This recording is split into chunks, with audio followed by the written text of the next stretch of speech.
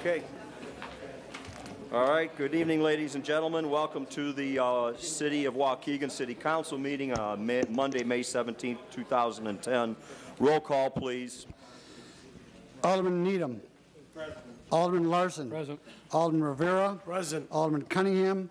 Alderman Conkin. Present. Alderman Moiseo. Present. Alderman Figueroa. Present. Alderman Newsom. Present. Alderman Tempest. Present. Present accounted for. Thank you. Stand for the pledge, please.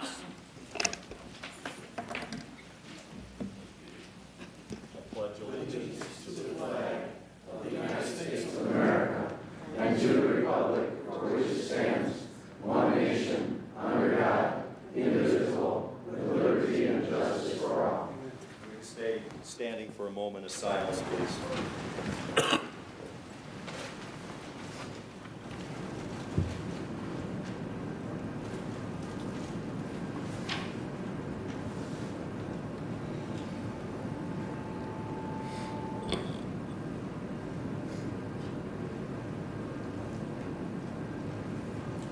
Thank you.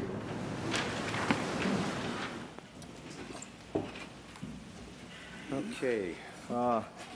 Mayor's comments. Basically, I'm going to announce a few events that our Director of Special Events, Dave Motley, has asked me to go through.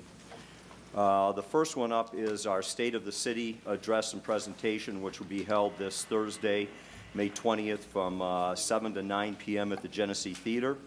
It's free. There'll be should be plenty of seating for everybody, and basically the format will be that I will make my presentation, which should take about 20 to 30 minutes. Following that, each of the department heads will get up and speak and give a little overview of what they do in their individual departments. We will, at the beginning, take written questions on small 4x5 cards from people, at which time then, following the presentations by the department heads, we will take about 20 minutes worth of the questions, and then that should conclude the event. We have a social media for work and play event on Thursday, May 27th at 6 p.m. in the Ray Bradbury room over at the Waukegan Public Library. On Memorial Day, which is Monday, May 31st, in downtown Waukegan, starting at 10:30, we have our Memorial Day Parade. We have our veterans groups, elected officials, military units, honor guards, and our junior ROTC. We're leaving from the corner of Grand and Genesee Street, and the parade will end at the Veterans Plaza, which is located at Washington and West Streets. The Waukegan Public Library is beginning its Courtyard Concert Series beginning June 4th. And those are always a lot of fun. If it's raining, they take them and do them downstairs so that rain or shine, they do have the concerts. Then on, let me find the date, June 5th, we have the Ray Bradbury's Dandelion Wine Fine Arts Festival, which is located at Bowen Park. Again, as I said, June 5th from 10 a.m. to 4 p.m. And it's actually always a lot of fun. We've got community art projects, arts demonstrations. There's a drum circle. There's improv, music, artists, and more with an exclamation point. So that and more is going to be very special. So thank you very much. Right now we will go into audience time. And first up I have Mr. Iyad Assad. Mr. Assad, I need your home address before you speak, please. If you come to the podium, yes, please. My name is Iyad Assad. I live at 3272 Victoria Lane in Waukegan, Illinois. And that is your home, not place of business? Yeah, that's my home. Okay. Thank you.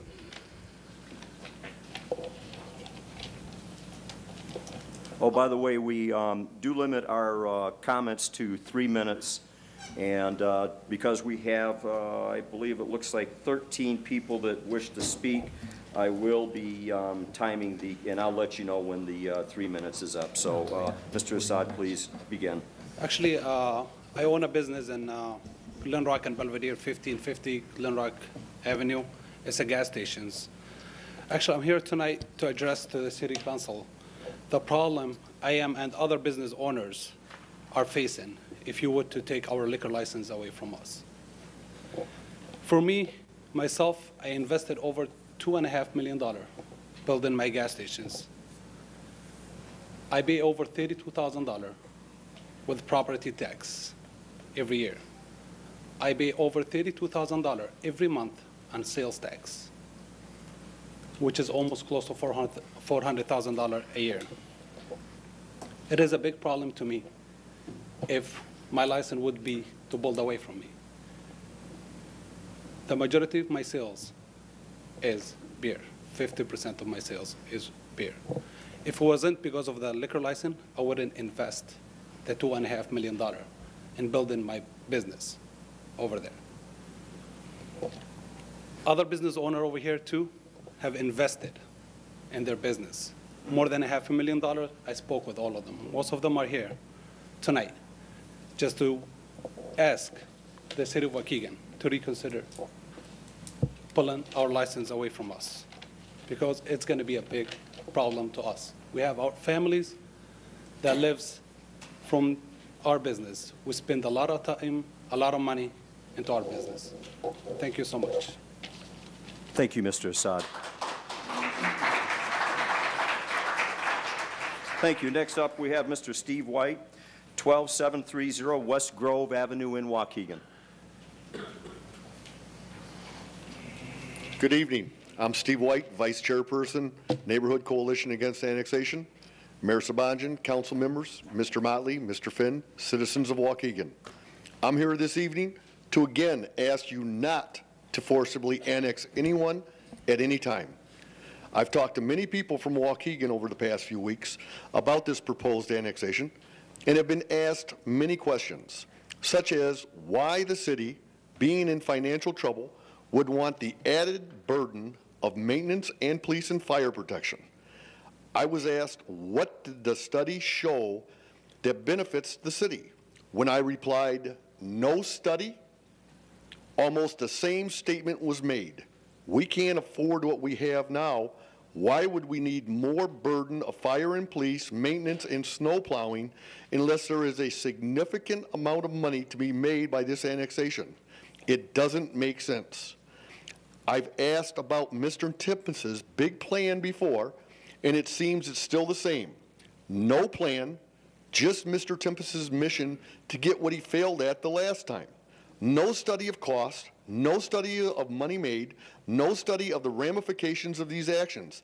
And believe me, there will be ramifications, financially, both to the city of Waukegan and the people being annexed. There will be ramifications politically. Remember, we become allies to those deserving it and foes to those supporting these annexations that are not just or warranted. Again, please ask for the true story when you're making up your mind about these annexations. Vote against these annexations. We plead with you. I thank you for your time. Thank you very much.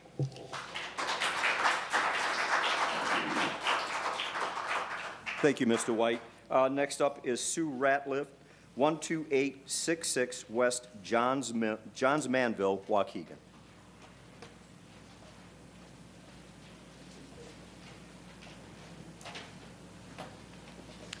Good evening, Mr. Mayor and Alderman.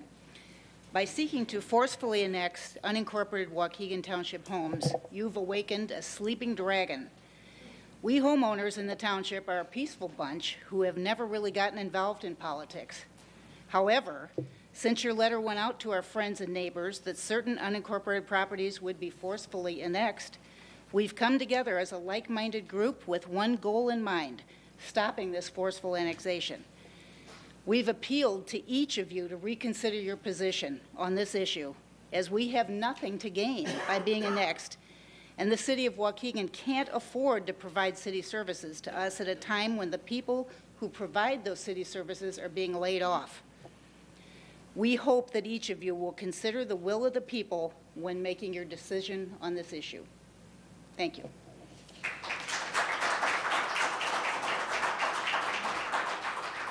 Thank you, Ms. May.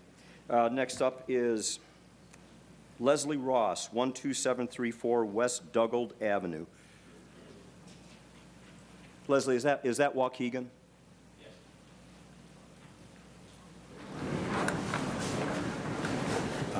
Thank you. My name is Leslie Ross, 12734 West Dugald Avenue, Waukegan. I got two things. I was in the city council meeting a couple weeks ago, and the mayor was talking about the garbage that's all over the city. And I live down the street from a dumpster, and every time it gets so filled up, and then the wind blows it all down my street, and I have to get a wheelbarrow out and go up one side of the street and go down the street because I like my street clean, because I'm proud of where I live at. And also, concerning the annexation, I live in unincorporated because I chose to, because it's quieter, less restrictions, and other people's imposed restrictions is what I want to say. But I want to say that you guys don't need no more bills right now, because no doubt it's tough to run the city. I mean, I run just my personal household, and I got to meter every nickel and penny that comes in. So when I pay my bills, I got something left over. So I can imagine the level of a city or a county. But please, gentlemen, right now Waukegan can't handle that, because there's a whole lot of other things that you guys are working on, and our floods we had a little bit ago proves that there's a lot of work needed too. So I just want to say, please don't annex us. We don't want it, and Waukegan doesn't need it right now. Thank you. Have a good day. Thank you.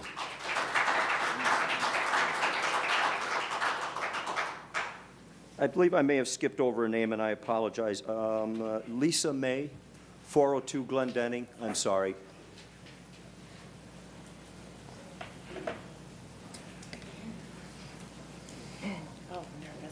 Hi, my name's Lisa May, and I'm representing a group of people called the Friends of Waukegan Beach. As you guys may know, a few weeks ago, a group of us, we ended up with 50 people down at the beach and did a little grassroots effort to clean up what we think is the gem of the city. It's come to it's my understanding that there will not be any beach staff hired this summer. We completely understand that with the budget, the problems with the budget and the economy. We're here to offer our help. We have some questions, and we don't know really exactly who to go to. Do we go to our alderman? Do we go to Mr. Figueroa because the property's in his ward? Do we go to public works? Do we go to safety? Our concerns, we have a few questions or concerns. What is the city's plan for beach maintenance this summer? The lifeguards do a lot of maintenance work down there, garbage removal during the summer. What's the plan this summer since we won't have a beach staff? Will there be a clean and operating restroom facility at our beach this summer?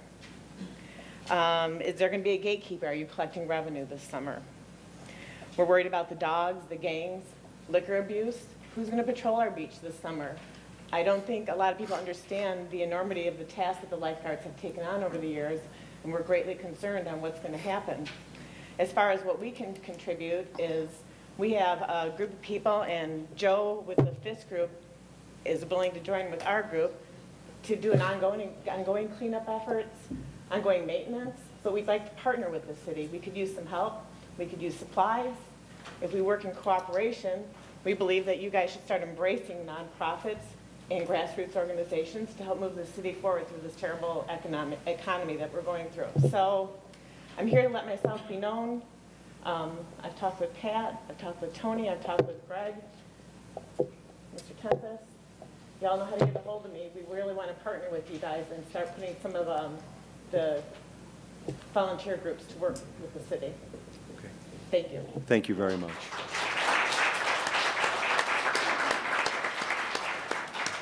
And I do want to say, as I said at the last meeting, I want to thank your group as well as the former inmates striving together for all the hard work that you did down at the beach to clean it up. I don't know whether in your conversations with the alderman they have given you any insight as to what drove this issue in regards to union contracts. Are you aware of all of that? Yeah. Okay. Yeah, well, it's a combination. They both are intertwined in a way that you cannot separate the two of them from one another. But I would certainly be willing to sit down with you if you'd like to come in and have Tom Haggerty come in. We could bring our chief of police and explain to you what the options are from the standpoint of what we can do at the beach this year relative to the situation that we're in because of the structure of union contracts. So you're more than anytime. Give Isabel, she's my assistant, a call. Set up a time. We'll arrange it so everybody can be there and we can sit down and talk it over. Okay, thank you. Mr. Sonny Garza, 1417 Metropolitan Avenue. Good evening, Mayor. Good evening, council members. I'm going to translate for this gentleman, on behalf of this gentleman. He is, let me give you my address, 1417 Metropolitan Avenue, Waukegan, Illinois, Sonny Garza. And this gentleman's name is Ricardo Beltran. He is trying to set up, or he was trying to set up a carnival at the Belvedere Mall. He put in his paperwork more than the 30-day grace period. He filed all the documentation that was required. He received some information saying he needed this, he needed that, which he got all the documentation from the business owners, from the mall, from Home Depot. He also got the letters from Holy Family Church indicating that it was okay for the parking, for the guests to park there as well. But then at the last moment, he got something from Russ Tomlin indicating that the city didn't allow carnivals anymore. The fact of the matter is that they had a carnival there last week, and this gentleman's out $2,000 out of his own pocket for this carnival. And this is a Cinco de Mayo carnival that they've had for the past 5 years or longer than that. So I'm here to try to translate to see if we can solve this problem, because there's a miscommunication here that this gentleman was told that he needed to provide all these documents, which he has in hand, and every time he provided a document, he said, well, now you need this, now you need that. He has yet to hear from Mrs. Link or Mrs. Lynn about this situation on this. So the fact of the matter is that there is miscommunication here, and this gentleman is out $2,000, and this is a reoccurring event, and this is important to the Hispanic community in regards to Cinco de Mayo, because, it's a big event for the citizens of Mexico and so on, and we like to see if we can resolve this, or he can get some information on what recourses he can have to resolve this, and have this in the future, and also see how any restitution can come to him in regards to the $2,000 on this. Again, your attention to this matter, Mayor, is appreciated, and council members as well. Sure. I haven't seen the documents. I'm not aware of the reasoning. But what we'll need to do, Sonny, is we'll get together, make the appointment to come in. We'll all sit down and figure out what happened, what went wrong, make sure it doesn't get repeated again. I can't answer your questions at this moment. Right. I just don't have the information on that one particular event. The situation is that I just found out about it this evening, so that's why I'm making the presentation for him on this gentleman's behalf, because we feel it's a big concern.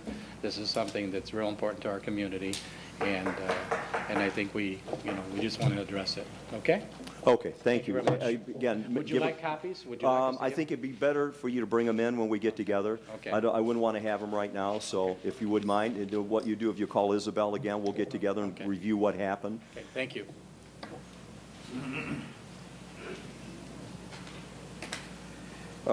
Up next, we have Ms. Violet Ricker, 10 North Sheridan Road, Waukegan.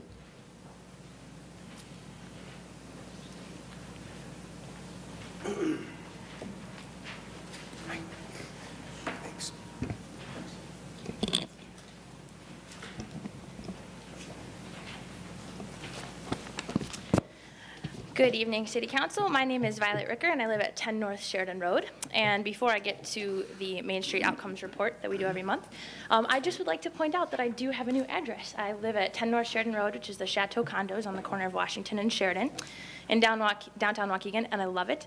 I am a little upset, though. It's the first time in my life that Larry Tempest has not been my alderman. So I would just like to challenge Alderman Figueroa. It's going to be a little bit hard for me to pick you out in a room because I'm used to this, and the Blazers you can see from there. But thank you very much. I'm very happy to be in the 4th Ward. Coach, you got a spare blazer for him?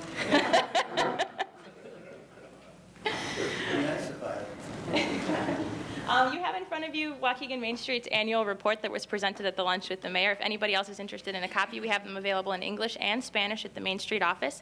You can give me a call at 847-623-6650. If you'd like a copy, I'd be more than happy to get one to you. If you have any questions, I'd be happy to answer them for you later. But I do just want to thank all of the members of City Council and, of course, the mayor for his insightful comments at lunch with the mayor, which was held at the Genesee Theater. It was a very successful fundraiser for Waukegan Main Street, and we're very happy with everyone who turned out. And so thank you very much. If you'll just note on our outcomes report, we had a number of great things that we were able to do for downtown businesses in the past couple months. And we do want to congratulate former inmates driving together on their 1-year anniversary. We also helped sponsor the Youth Conservation Corps open house. We're very appreciative of those volunteers and staff there from AmeriCorps. We've also got on the back, I'll just keep it quick here, we have some upcoming events. On May 19th, we have a monthly business networker at Joplin's Java from 8 a.m. to 9 a.m. And on May 26th, we have an after-hours networker at Ace Hardware from 5 p.m. to 8 p.m. And finally, I do just want to stand over here for a minute. This is an outfit that I got from the Right Boutique in downtown Waukegan. I would like everyone to know about it. I got this cool necklace there, all this cool stuff. Sonia Wright, the owner, picked it out for me, so I want to give her some props. That's at 108 South Genesee Street. And I look forward to showing you guys all of the cool stuff that I buy in downtown Waukegan at upcoming city council meetings. So thank you very much. Thank you, Violet.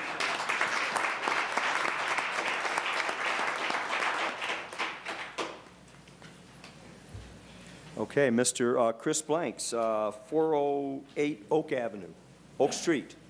409, thank you.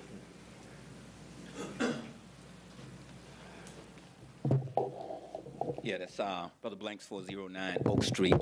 Waukegan, founder of BAM organization. And also, I would like for you all, if you can tonight at 10 o'clock, tune in to BAM TV. We have started our initiative of violence prevention and awareness. That's channel 17 at 10 o'clock, if you can tune in. Also, at the previous city council meeting, my first ward alderman had requested that he needed my help to bring this issue to the floor regarding the local construction hiring ordinance. And in doing so, first and foremost, first of all, in bringing that to the floor, I have to keep in mind to my alderman that, you know, this is the same alderman now that 6 months ago from the same seat that he asked help from heard of profanities towards my organization in the minimums. That's a lie. Well, no, that's not. It was not interrupted. Okay, Chris. Okay, then well, let me move on. Okay, please, both of you. Can I move on? We don't conduct debates from here to there.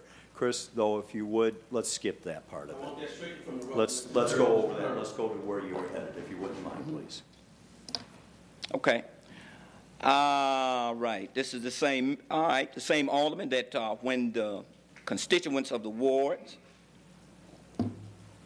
overwhelmingly was looking to have, who have voted to have a change in our mayor last year, this same alderman endorsed his own will, opposed to that of the constituents, which we wanted change of a new mayor. And last but not least, this is the same alderman that when we as an organization went forth to put a writing and literacy center in the community for our youth, according to Rich Martin, said that this is the same alderman that said maybe he wanted to have second thoughts in giving us that building.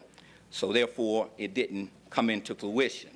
But now allow me to address what my alderman requested that I bring to the floor. That is to deal with the construction training ordinance, local construction training ordinance. Nobody knows better than myself that we need some balance when it comes to the construction in the area as a union construction worker myself. However, I question sincerity of that alderman when right now we have a $450,000, $450,000 to $500,000 construction project that is going on in the first ward, and by it being conducted under the Park District is no excuse, where there, up until I raised the issue, Alderman, until I raised the issue and challenged what was going on, there was no African Americans on that job, and also the majority of the people who was working on that particular job site, many of which was not of the state but more of Wisconsin. And that was no fault of the owner, because I talked with the owner, and the owner himself said that he appreciated the fact that I was consistent in bringing that to him, which led me to believe that, unfortunately, we didn't have the representation being persistent in trying to get some of our citizens out of that ward to be hired on that job site. So, and he went on to say, Mayor, that you had voted, the reason he wanted me to bring it up is because you felt that that particular ordinance was being discriminatory. And I and many of the citizens was like, hopefully tonight that you can address that for yourself, opposed to us listening to what the aldermen have to say. Mr. Blanks, I'm real sorry, but we've hit the 3-minute mark. Okay, plus and we can have that meeting with you in what we call a ward meeting, not just myself personally. Sure. I think we had one in a year. Sure. You set it up, I'll be there. No, not you. I'm talking about the aldermen. Okay, I'll be there as well. Okay, thank you very much. Next up is Mr. Randy Whitmore. Mr. Whitmore, you have not provided your home address. Could I have that, please? 15064 Primrose Lane, Wadsworth, Illinois. Good morning, Mayor and City Council. I come to the City Council tonight to explain to you as a small businessman what it's been like the last few years trying to stay in business during the greatest recession since our greatest depression. This recession has hit every business from GM to the local mom and pop store. We've had to make cuts in our business just to survive and keep our employees in a job. I can tell you this has been a very stressful couple of years for any small businessman that's been in business. I've been in Waukegan since 1974. I'm very active in the business community, and I've donated a lot of my time and energy trying to make our business community a better place that we all can work at. Andrea and myself spend our time reaching out and helping our neighbors who have been fallen on hardened times. I spent 6 years on the county board trying to bring business to Lake County and letting the business that's here now know that we appreciate them staying in Lake County. As many of you know, Illinois ranks near the bottom of the business retention and job creation. We clearly have become a state that treats the business community poorly. The reason I'm here tonight is because I have become one of those businesses who have been treated poorly. We have always strived to be the very best at what we do, and recently we were just voted the #1 Shell station in the Chicagoland area. We're going to be on a magazine in October. We've never received that award before, but we got it this past month. We did absolutely nothing wrong except get caught in the middle of the council and the mayor regarding Armanetti's. Our business is based on driving patterns of the people who live and work nearby. Our competition, therefore, are the gas stations in a 3-mile radius of our location, who cater to the same people in that drive pattern.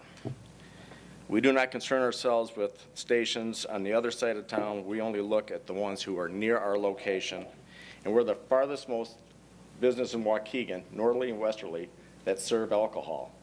40% of our business comes out of Wisconsin, so that's Wisconsin taxes that we're taking, keeping it right here in our state. Most of the stations within a 3-mile radius of us have a similar liquor license as ours. If we were to lose our license, we would lose our customer base. They would simply go to the next nearest station that caters to their needs. None of those stations are in Waukegan. The ones to the east of us are Beach Park. The ones to the northwest of us are Wadsworth. I'm not asking for any favors. I'm simply asking for what I have had for the last 21 years. I feel it's unfair to tell me that the liquor license I have had since I opened my doors in '89 was a mistake. It was no mistake, and there was just no cause for removing it. By doing so, it would put me at an extreme disadvantage with my competition and would ultimately put me out of business. Going from a B to a B1 diminishes my ability to compete. We have done nothing, absolutely nothing wrong.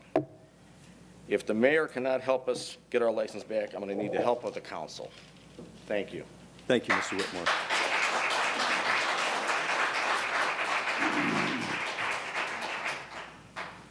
Whitmore. Next, we have Alan Montees. Mr. Montees, we don't have an address for you.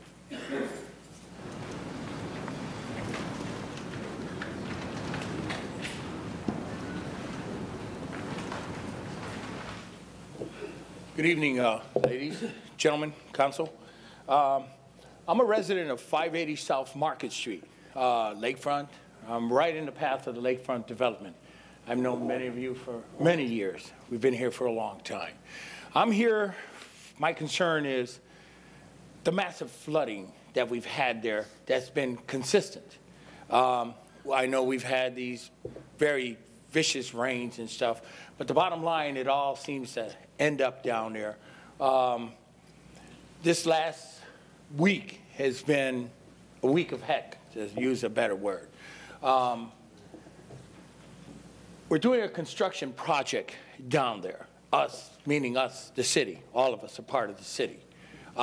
There's been some mistakes made, okay, in their design, the design of the sewers that were never repaired.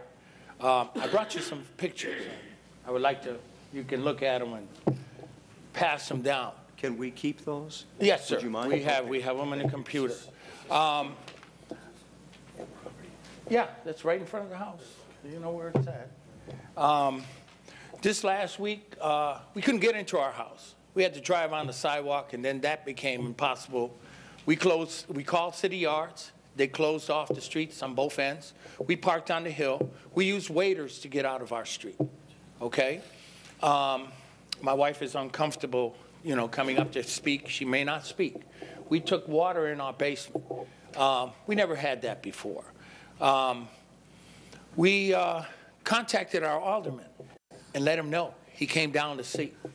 And he contacted the Department of the Sewers, the Public Works. Them guys were wonderful.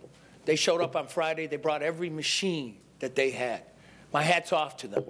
You know, they really cared about us. So I'm here to ask you, you know, we're supposed to be developing this to bring builders in. When the builders come in and they smell sewer, they see the place all flooded. It's collapsed sewers, you know, which is no fault. It's part of the construction. Hey, what are they going to think? Who is going to invest in this? Do I have to pay for this? No, off the road they go. Okay, and many of them come down. We see them in their Mercedes, their Beamers and everything. They're looking to invest their money. But if they see a mess like that, who's going to invest in what? So I'm here to ask you, they've had many plans. Maybe they'll tie into the North Shore Sanitary District sanitary line, because that's the last thing that got blocked. The dirt is, it's not dirt, it's really clay. It's a cap to contain that pollution that needed to be done. But that stuff is flowing into the sewer. Finally, with everything else that was flowing down in there, it plugged up. We had like fountains of water coming up in there. Finally, had nowhere to go. Went in my neighbor's basement, went in mine. Not the first time. There's time-stamped photos there. This is the second or third time. But you know, hey, we've had enough. Like, you know, we're asking you, are these people are going to take care of this business? Are they going to run? I've been told about many plans, and nothing has been done. So every time, the first photo there is from Monday, when it was a moderate rain. And then when all heck broke loose, where everybody in the city took water, my coworkers took water, my wife's coworkers took water, my partners, they took water. So we're asking you, you know, something has to be done. There's no way to market the property, first off. We're not going to move forward if these things are not taken care of. As far as what it's costing the North Shore Sanitary District, I'll have you know, the water's been flowing in there anyway. The water department people tell me the North Shore Sanitary District is charging Waukegan for that extra water. So it's costing us, the citizens, the taxpayers, this anyway. Okay? So we need to get these construction people, it's whatever, just to get it straight. There's many factors. It's not your fault. You just got here. Well, Mr. Montes, I hate to say we're out past the 3-minute, but thank you, but I'd like to meet with you. What we will do is we will, in the next few days, meet with our city engineer. We'll take a look at what's going on, see if we can find out what is happening down there, and see if we can do anything about it. It may very well be that the person who owns that property, in some of the work that was down there, it could have caused it. We don't know. But I will sit down with them. We will do our best to find out, and we'll get back in touch with you. Oh, definitely. And then if you need more information, me or my family has been down there for 57 years. Okay. We can fill you in on anything you need to know. Okay, great. Okay? We Thank you very appreciate much. your time. Thank you, appreciate gentlemen. you coming up. Ladies. Appreciate the photographs, too. Thank you.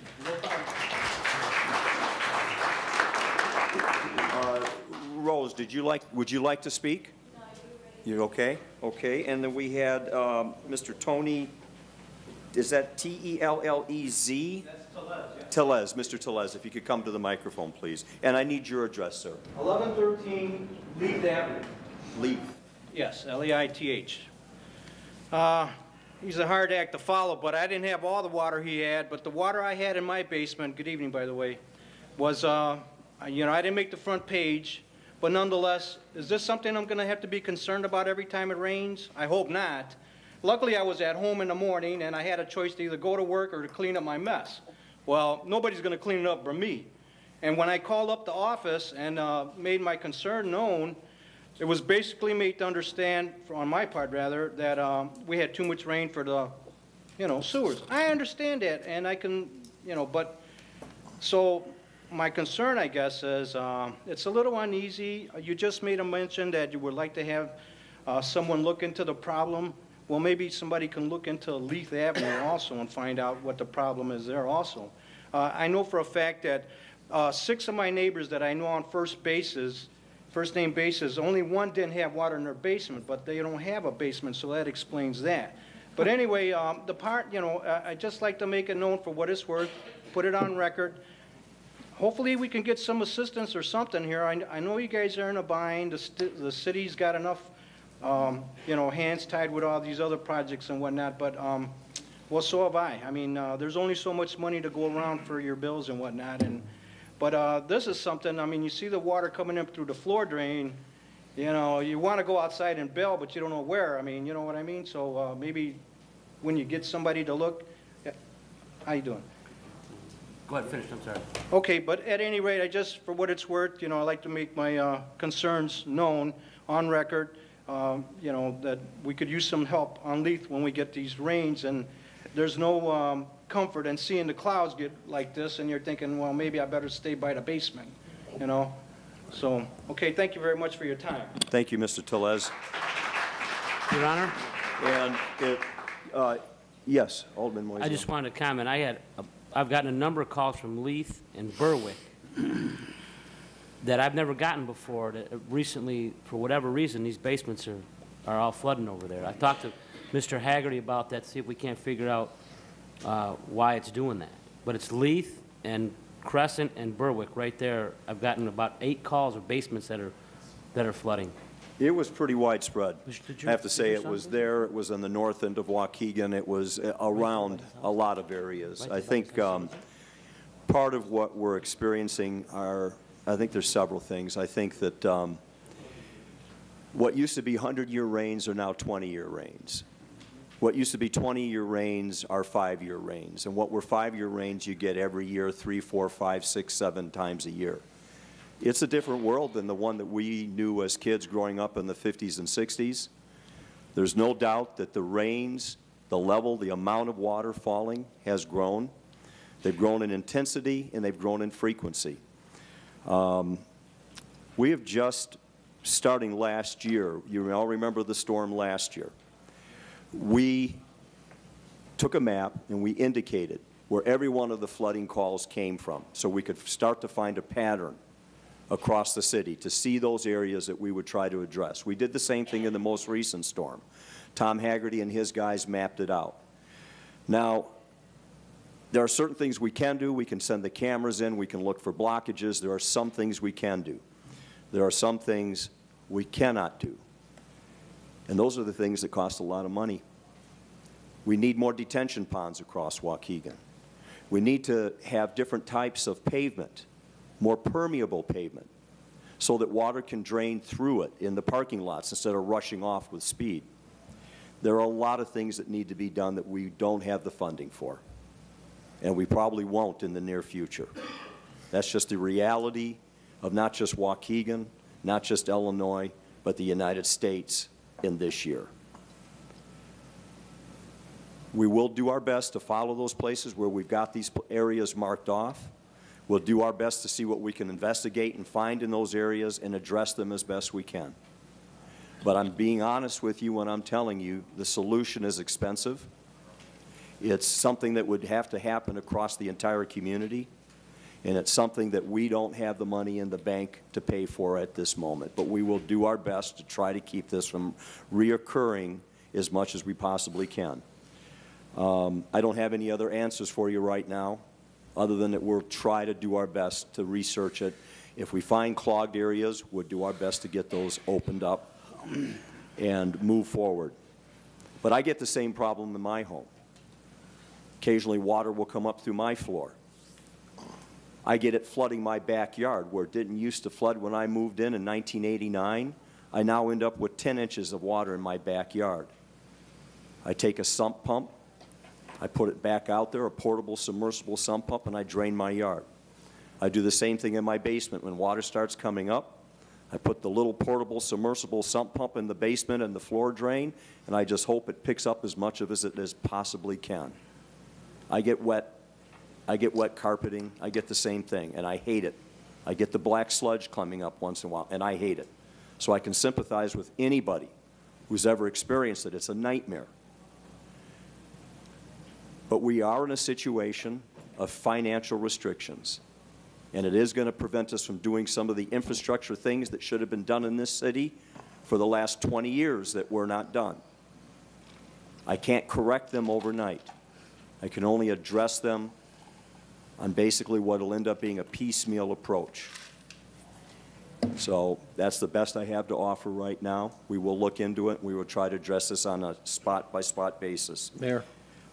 Yes, Alderman Just to Needham. piggyback on that, instead of waiting till later to discuss the flood of last week and matching it up with the flood of last June, I also spoke with Mr. Haggerty, talked about mapping out our flood from last year with this year, pinpointing.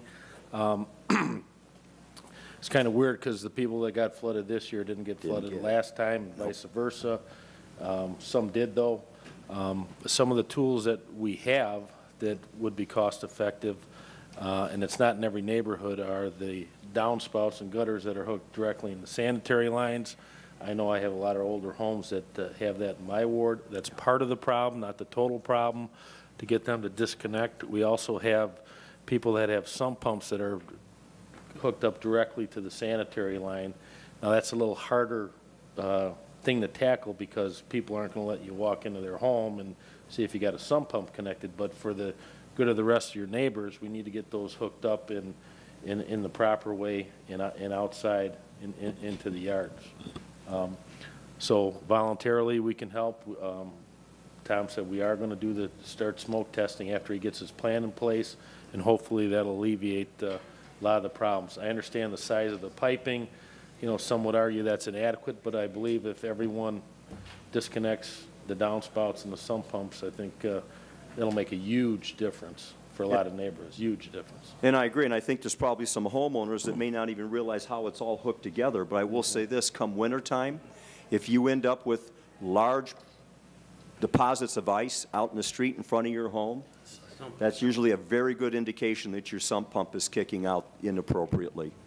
And it's freezing in the street. We have it in our neighborhood. You know the homes I'm talking about. And you hit these things with your car, it's almost like getting launched. So, but it is not easy to do because it's right. It does take going into homes and asking people if we can take a look at how it's hooked up. And very few people are going to have time to put up with that or be comfortable with it. But we're going to do the best we can to address it based on the information we have at hand. Thank you, Alderman. Thank you. Okay, I think that concludes our portion of public comment. I want to thank everybody for speaking out this evening and coming to air your concerns, your grievances, your issues. Now we will move on to item 5, which is the minutes. Take a motion by Alderman Moiseo, seconded by Alderman Newsom, to accept the minutes of May 3rd, 2010, regular meeting and executive session minutes. Roll call, please. Alderman Needham. Aye. Alderman Larson. Aye. Alderman Rivera. Aye. Alderman Cunningham. No. Alderman Conken. Aye. Alderman Moiseo. Aye. Alderman Figueroa. Aye. Alderman Newsom. Alderman Tempest. Aye. Ayes have it. Thank you.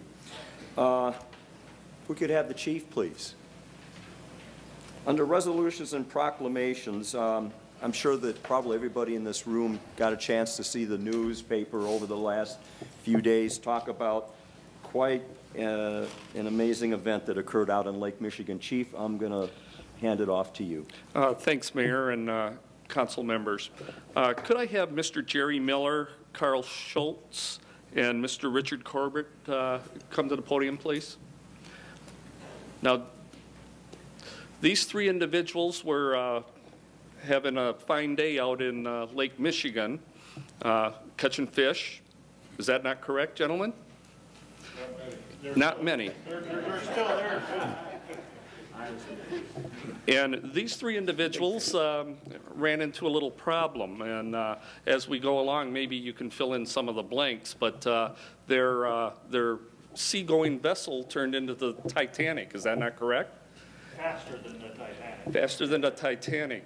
And they were deposited.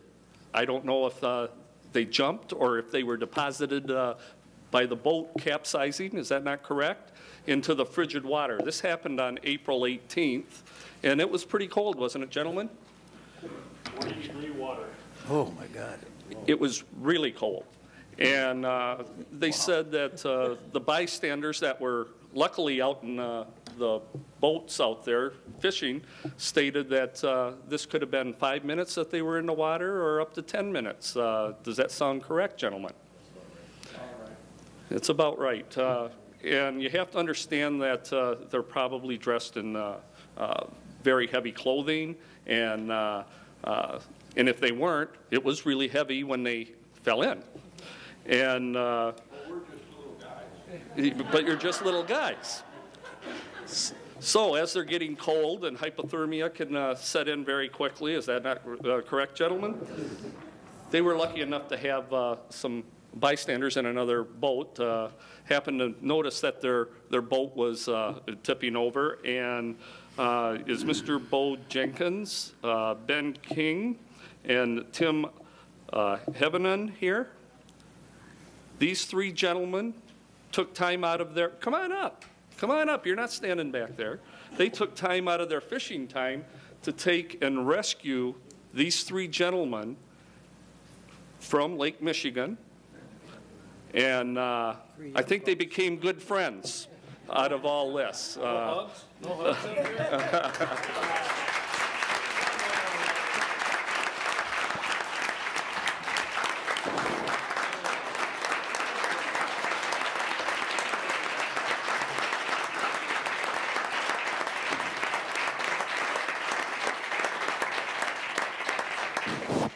And I think they really became good friends, didn't they?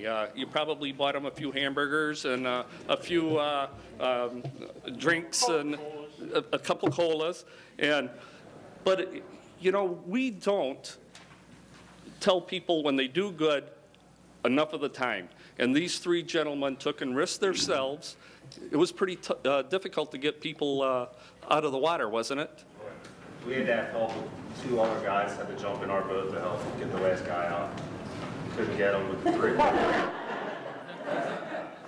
And I will tell you this, that they made the beeline right to the docks. They got a hold of us. We took and had the rescues. We had 3 rescues, take 3 individuals, and they're standing in front of us right now. So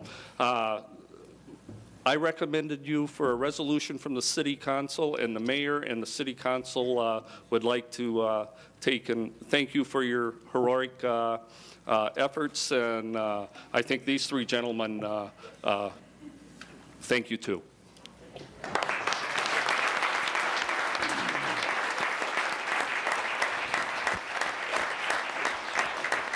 This is Resolution 10R33. Whereas Mr. Bo Jenkins, Mr. Ben King, Mr. Tim Helvanon were fishing on Lake Michigan about 2.5 miles off Waukegan Harbor on April 18, 2010. And whereas they recognized that the fishing boat was in danger of sinking with occupants of the boat having jumped into the frigid water of Lake Michigan. And whereas they extracted these victims from the water without regard to their own safety. And whereas they contacted the appropriate life-saving personnel while they moved the hypothermic fishermen to shore. And whereas this rapid intervention saved the lives of 3 individuals, now therefore be resolved that Mayor Sabonjian and members of the Waukegan City Council, Waukegan, Illinois, and members of the Waukegan Fire Department expressed their congratulations and appreciation for a job well done. Further be resolved that a suitably embossed copy of this resolution signed by the mayor and city clerk be presented to Mr. Bo Jenkins, Mr. Ben King, and Mr. Tim Halvanon as described, dated the 17th day of May, 2010.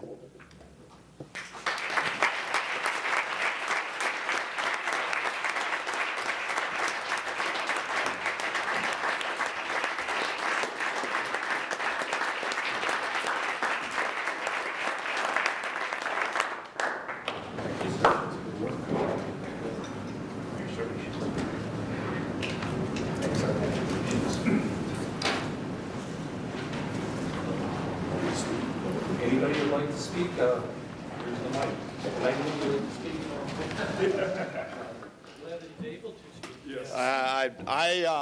I happen to be the owner of the boat, and I can't say enough about the three fellows you see standing here in front of you. When we got to the hospital with the help of these fellows, our body temperatures were 93 degrees. So any of you that know anything about how your body reacts at that temperature knew what kind of shape we were in, and we were about 2 minutes from shaking hands with the Lord. So I have to say that this is a great thing that the city is doing for these fellas. I wish we could do more. We'll never forget them, and they were right in saying that we've made 3 new friends. So I want to thank all of you.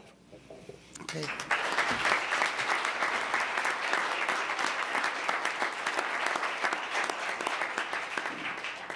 And just in closing, all 6 of them are from Wisconsin. They found a great place to take and fish. So thank you.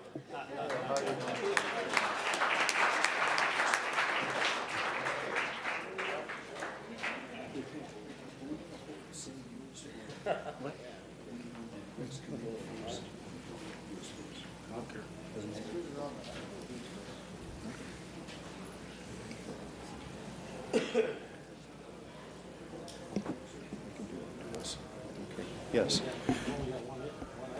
We only have the one item. We'll do an omnibus then. Do omnibus. Alderman Tempest, did you want to make the request an omnibus? Midnight is not. You don't care. Okay. Somebody has to. Edie had one concern about long. Okay, which? We got that. This is daycare center one. Yeah. It's not going to be right now. Is the old business going to be part of it? Yes. No. Let me look. Yeah, that's the one. That's item C she wants out. Old business will hold out of the omnibus. We'll hold out. Yeah, we'll hold out. Okay, just let me know what we're going to do. So just the committee? Yes, just the committees, and then we have to do the presentation as well. Leave all of old business out. Yeah. Okay. And I think we should probably use all old business resolutions. I just want to do this first. Today's presentation is the communications.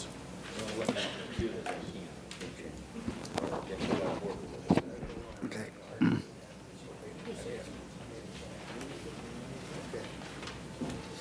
Okay, ready when you're ready. Go ahead. All right.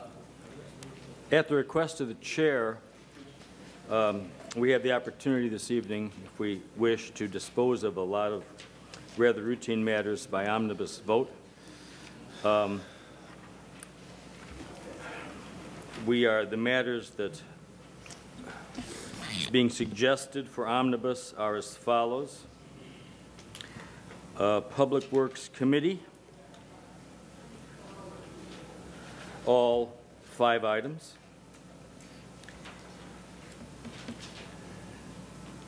New business, recommended actions by Corporation Counsel, all items but F. Ordinances, resolutions, all 4 items. It would require 2 votes to do this. Of course, first we would need a motion and a second to use omnibus, which needs to be unanimous.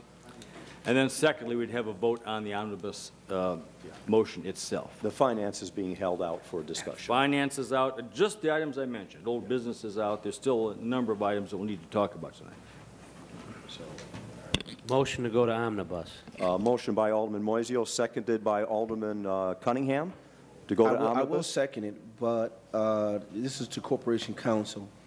If I had a question on the ordinance and resolution, just it can be addressed without even going into how do you want to handle that, Corporation Counsel? Alderman, if there's a matter, if there's an ordinance or resolution that you'd like to comment on or have some input on, let's just pull it out of the omnibus, and then we'll do that separately. Okay, just pull out one. Which one is that, Alderman? It doesn't matter. I don't care which one you do it. Okay. Well, we do need to know which one it would be. All right, C, I'm sorry, C. Let's do C. Okay. Under ordinances? Okay. Under Yes, ordinances under and C. resolutions, Item Yeah. C is removed from the omnibus. So we have a motion, and now we have a second. Okay, we need a voice vote. Roll call, please. Alderman Needham. Aye.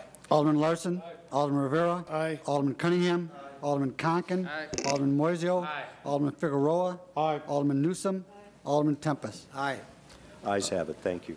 Again, on behalf of the chair, I would entertain a motion that the items that I just enumerated, with the exception of ordinance resolution item C, which Alderman Cunningham wished to have taken out, that the remaining items I had specified prior be passed and approved by omnibus vote. They'll take a motion, a second, and a voice vote. Motion by Alderman Moiseo, seconded by Alderman Rivera.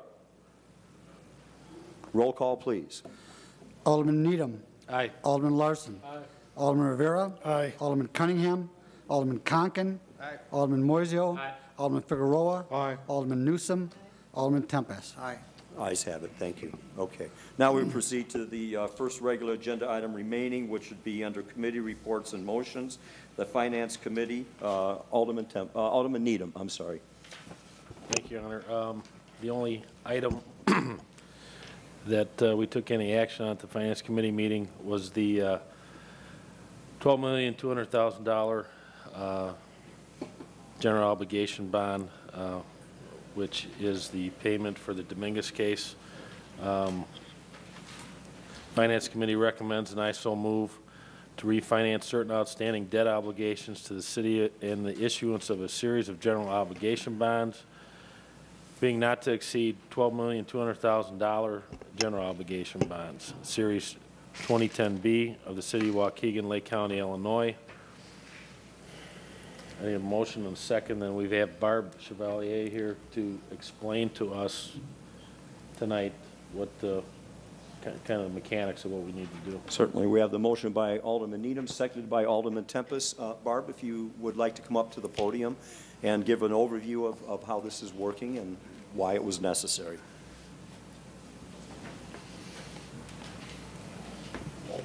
Yes, I'm Barbara Chevalier with Spear Financial. We're the financial advisor to the city. This bond issue is a not-to-exceed ordinance. It's related, as you said, to the Dominguez settlement. In late 2009, the city paid off a letter of credit with a bond anticipation note. That bond anticipation note is coming due on June 15th. This bond issue will be a permanent financing for that note to pay off the obligations of the city. We've worked with bond counsel to prepare an amortization schedule which fits with the finances of the city and is in the most aggressive fashion that you can afford. We've worked with all of the parties and we've come to an agreement. Then we expect the bonds to be sold next week, and at that time we'll know the exact interest rate, and we will then reduce some of the maximum levies that are in the ordinance to the appropriate level once we know the actual interest rates. So, thank you. Any questions? Seeing none, then I guess roll call vote. Call for a roll call vote, please. Alderman Needham. Aye. Alderman Larson. Aye. Alderman Rivera. Aye. Alderman Cunningham. Alderman Conken. Aye. Alderman Moiseo. Aye. Alderman Figueroa. Aye. Alderman Newsom. Alderman Tempest. Aye. Ayes Thank you, have it. Barb. Thank you, Barb. Appreciate it very much. And I'd like to state that Barb was at our Finance Committee meeting and spent a lot of time with us answering questions and going over the ins and outs and why we have to finally come to some finality with this. Yeah. And try to get the best possible deal. Well, I think we did as best we could. A lot of people will remember that this note was costing us almost $60,000 a month in interest payments. And that no longer is a burden, but we obviously have the life of the bond and the interest payments on the life of the bond that have to be honored as well. So, but at least it's a very good upfront immediate savings. Basically every month and a half we were losing a job's worth of revenue. So I'm very glad to have this off of our backs, at least to a certain extent. Now we will go to old business. And the first item, which is item A, which is the motion by Alderman Needham, seconded by Alderman Tempest, to adopt as presented a resolution to institute a hiring freeze for fiscal year 2011, as requested to be held over by Alderman Rivera. Alderman Rivera. Well, Mayor, I'm requesting if we can extend it for another couple of weeks until the next council meeting. As we spoke earlier this evening, there's some, you have an issue in engineering that needs to be resolved, so if we can hold it over until the next council meeting. Absolutely. So I'm requesting it to be held over. Thank you, Alderman. That will be brought up to the next meeting. We have a provision. Does that to be tabled? Say that again. Does that to be tabled, or it can't be held over twice? Does that to be tabled? What we'll need. I think we do need a motion. Alderman, what we'll need to make that happen is simply a motion to continue consideration of this matter to the next council meeting, and then to have a voice vote on that. Okay, very So well. if we have a motion to that effect in a second, then we can So moved. put it over. Moved by Alderman Rivera, seconded by Alderman Conken. Roll call, please. Will you repeat the motion, please? Yeah, the motion is to continue for 2 weeks until the next following city council meeting. Item A, which was the resolution presented at the previous council meeting for a hiring freeze for fiscal year 2011. Thank you. Alderman Needham. Aye, but I didn't think we had to vote on, do we have to vote on that? Yeah. Yeah, the motion to carry to table. I vote aye. Voice vote? Yeah, we'll voice vote. All in favor? Aye. Opposed? Your Ayes have Honor, I guess. it. Yes, Alderman Cunningham. And I guess I would have to reiterate my comments from last 2 weeks ago. This is not a legislative matter. This is a executive matter.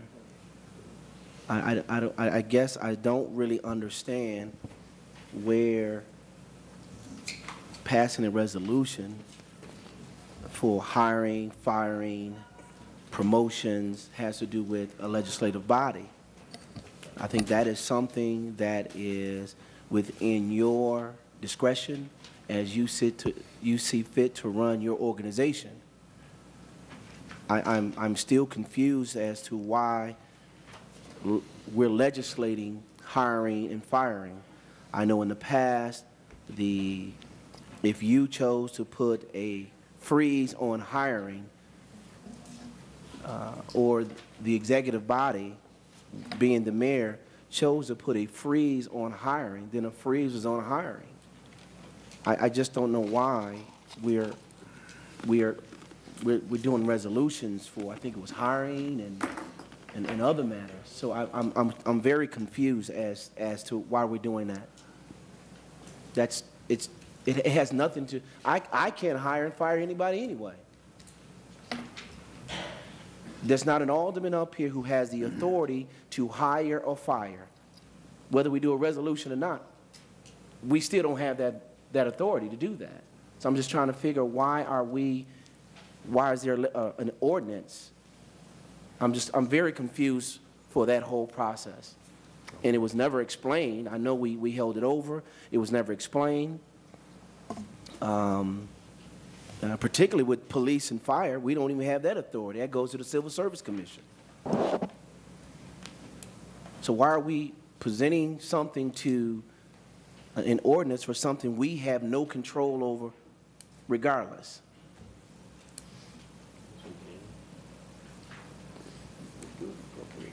I think this item needs to be tabled into a better, I can see if you were talking about helping the budget, I can see if we were talking about, but there is nothing that is said in the ordinance that gives me reason to say the legislative body needs to control the hiring of the city of Waukegan.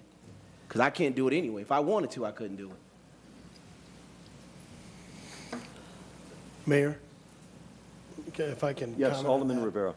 You know, Alderman Cunningham, the reason why I held it over the last time, because I thought we were, I wanted to see the appropriation ordinance voted on first, because I thought we were putting the cart before the horse. You know, that's the only reason why I held this over. And then when I had a conversation with the mayor, it was, you know, there was an issue with engineering. So, and that's the reason why, you know, we held it over. Mayor, if you could explain that, you know, a little further to the council, I'd appreciate it. You know, actually, Alderman, that would be a personnel matter. Okay. And I cannot bring it out Very well. for open discussion at this All right. moment. I apologize. But I think part of, if I might address, though, the Alderman Cunningham's question, I think it's a well-put one. Right. That actually, in the scheme of things, the hiring and firing process does generally run by the mayor's office. But this was also a moment of unanimity, where we were saying together as a body that we recognize the financial problems that we are in, and that this burden would be borne by 10 as opposed to just 1. And I think that was the point behind this. As you see, it's only for 2011. It does not extend or expand this authority beyond that. It really is a statement that we are all working together with the understanding of what we need to do insofar as keeping the city of Waukegan's budget as close to being balanced as possible. That was my understanding of it. I never saw it as a usurping of my authority. I saw it as just basically a statement of common interest by having it. Well, with that reasoning, Your Honor, if you chose to put in from the Finance Committee to say that we move to put a hiring freeze on the city of Waukegan, is second, then brought to the council, and then you would execute that, I guess I don't understand a resolution is not necessary to consummate what we're all in agreement in. I don't, you know, that a resolution puts as a legal binding document. In the past, when there's a hiring freeze that's been put on, whether it be in public government, in private or public, typically it is something that has come from the executive body and then executed by either the board and the executive body's staff. So, you know, I personally don't feel comfortable in doing a resolution. If you said, Your Honor, I move to put a freeze on hiring for the city of Waukegan, there's a second, we all vote on it and move on. And maybe that could be a legal thing, maybe it wasn't right in the past. I know we've been doing some things we've been doing wrong, as current corporation counsel has been saying. But from all of the companies I've been with, whenever the executive body has put a hiring freeze on, then it is up to, and then it's typically confirmed by that board, whatever board it is, and then executed by the rest of the staff. So that's kind of where I'm at. I think that's where the confusion is coming in with me. Maybe I'm the only alderman who thinks like that, but I just never understood why we had to do a resolution. Well, and I understand what you're saying. I think we're all in agreement with it, I think. Well, thank you, Alderman. And I think that when it is brought back at the next city council meeting, you'll have the opportunity to vote it down, to vote no against it, or support it, depending on what you would prefer to do. So at that time, it will be dealt with. We have... I guess I want to understand that, Mayor. What do you mean? Well, it will be brought back before this body again one more time. Well, my understanding is going to be tabled for a while, correct? Are we tabling this issue? Just to the next meeting. The motion was to put it off for reconsideration of the next meeting. Correct. For 2 weeks, next meeting. So 2 weeks. Next meeting, yeah. Yeah. Next item. Alderman, that's the best explanation that I can give you at the moment. If we might go on to item, have we done that? Yeah, we're done. We're done. Okay, we go on to item B, which was, again, motion by Alderman Needham, seconded by Alderman Tempest, to adopt as presented a resolution to provide travel guidelines for fiscal year 2011. Again, this was requested to be held over by Alderman Rivera. I call for the question, Mayor. Alderman Rivera has called for the question. Roll call, please. I move to table this issue as well, Your Honor. I'm sorry. I move to table this issue as well. Bring it up all at once. Table to continue. Table it. We need a second. Yeah. Alderman, you may well have the power to table this, but it's been tabled once. Let me just suggest, to get the same thing accomplished, that we have a motion to continue again it to consideration at the next council meeting, get a second and a voice vote. And that essentially does the same thing, but that takes away any problem of having something tabled twice. A simple motion, a second and voice vote will accomplish that purpose. Would you be willing to structure your motion as the Corporation Counsel suggested? It doesn't matter. Maybe by then we can sit down, or someone can better explain where the legislative body is now taking on administrative roles. Okay. I think, well, Alderman Tempest. You know, before we were quite concerned on the previous administration on some of the travel trips. And I believe we got a form filled out that we had the chairman of that committee sign it also, and the mayor, to get control. Yes. And I think that's where this all came about, this idea that it's going to go back to the finance committee to approve it, anything over $500. This alderman hasn't been on a trip for over 5 years. I try to read a lot, and I don't need to go to conventions sometimes, what I can read in publications and so forth, and worrying about the expenditure. But there are some times when I think it's important for a new administrator or a new committee chairman to go to a conference, yeah, and get some insight. I think it's important, especially if they're local, close by. So many times we don't need to fly to California when we can wait for that convention to come to Chicago or Milwaukee. And I think a wise use of convention use. And I don't think the ordinance is going to hurt anything, but let's all look at it again before our next meeting. That's fine with me. So we, yes, Alderman Conkin. I just have a question for Corporation Counsel. I was just under the impression that if something was brought up in a meeting and it was held over, it either had to be voted on the next meeting or it had to be tabled. I've never heard of this continuation. I was just wondering if you could explain that to me. Well, we could refer it back to committee. The motion that to continue to the next meeting is not terribly different from a motion to table. A motion to table allows the matter to be brought back up during the meeting in which the motion is made, or in the next meeting. So in a sense, what we've simply done is, instead of using the motion to table, which then we could have resurrected the issue at the next meeting, we've simply continued it for consideration, which also is within our power. Thank you. Okay. Well, we have a motion to continue to the next meeting by Alderman Cunningham, seconded by Alderman Newsom. All in favor? Aye. Opposed? Ayes have it. We'll deal with it in 2 weeks. we'll see what changes between then. Okay, under old business, then we have item C, which was a motion by Alderman Figueroa, seconded by Alderman Cunningham, that Corporation Counsel draft an ordinance to produce a CUP or conditional use permit for a daycare center, zoning calendar number 2291, located at 1800 Longview Road. Petitioner Lucia Hernandez, Ronald and Joyce Binding. And this was held over by Alderman Figueroa. Alderman Figueroa.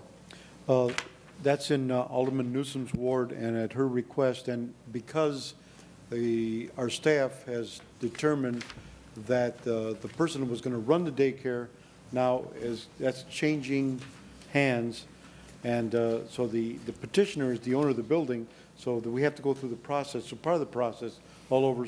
So what do we continue it until next? That would be. You could table this one. I mean, because they're going to have to redo. Yeah, we have to go through the whole process. Why don't we? Let's go through a. Yeah, let's go through a.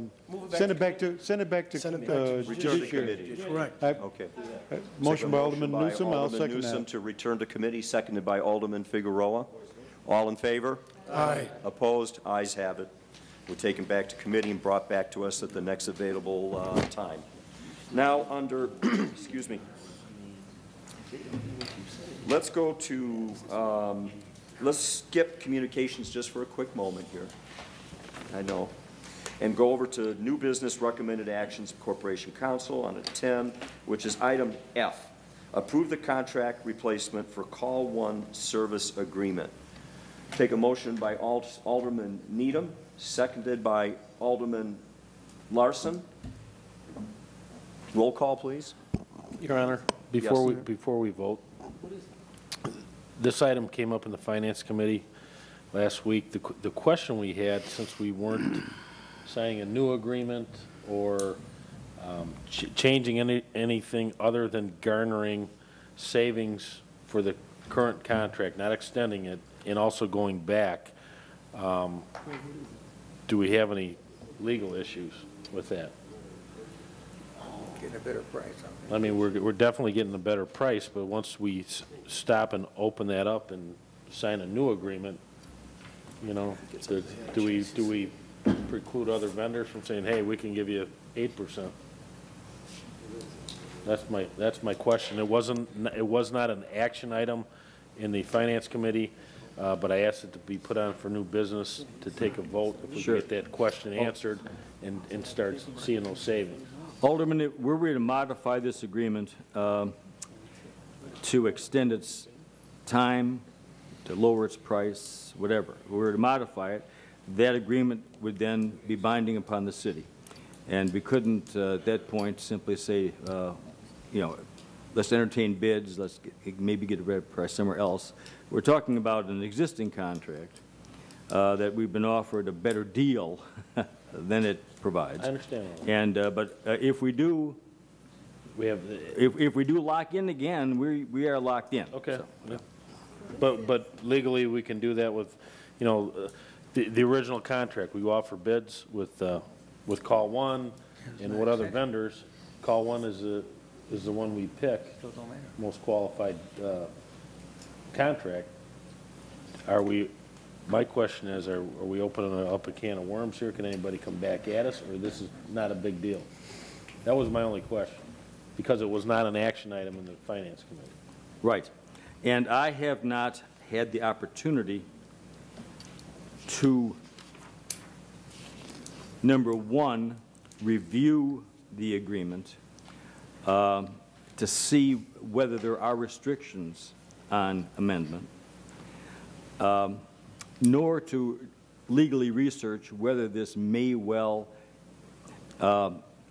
cause issues regarding public bidding.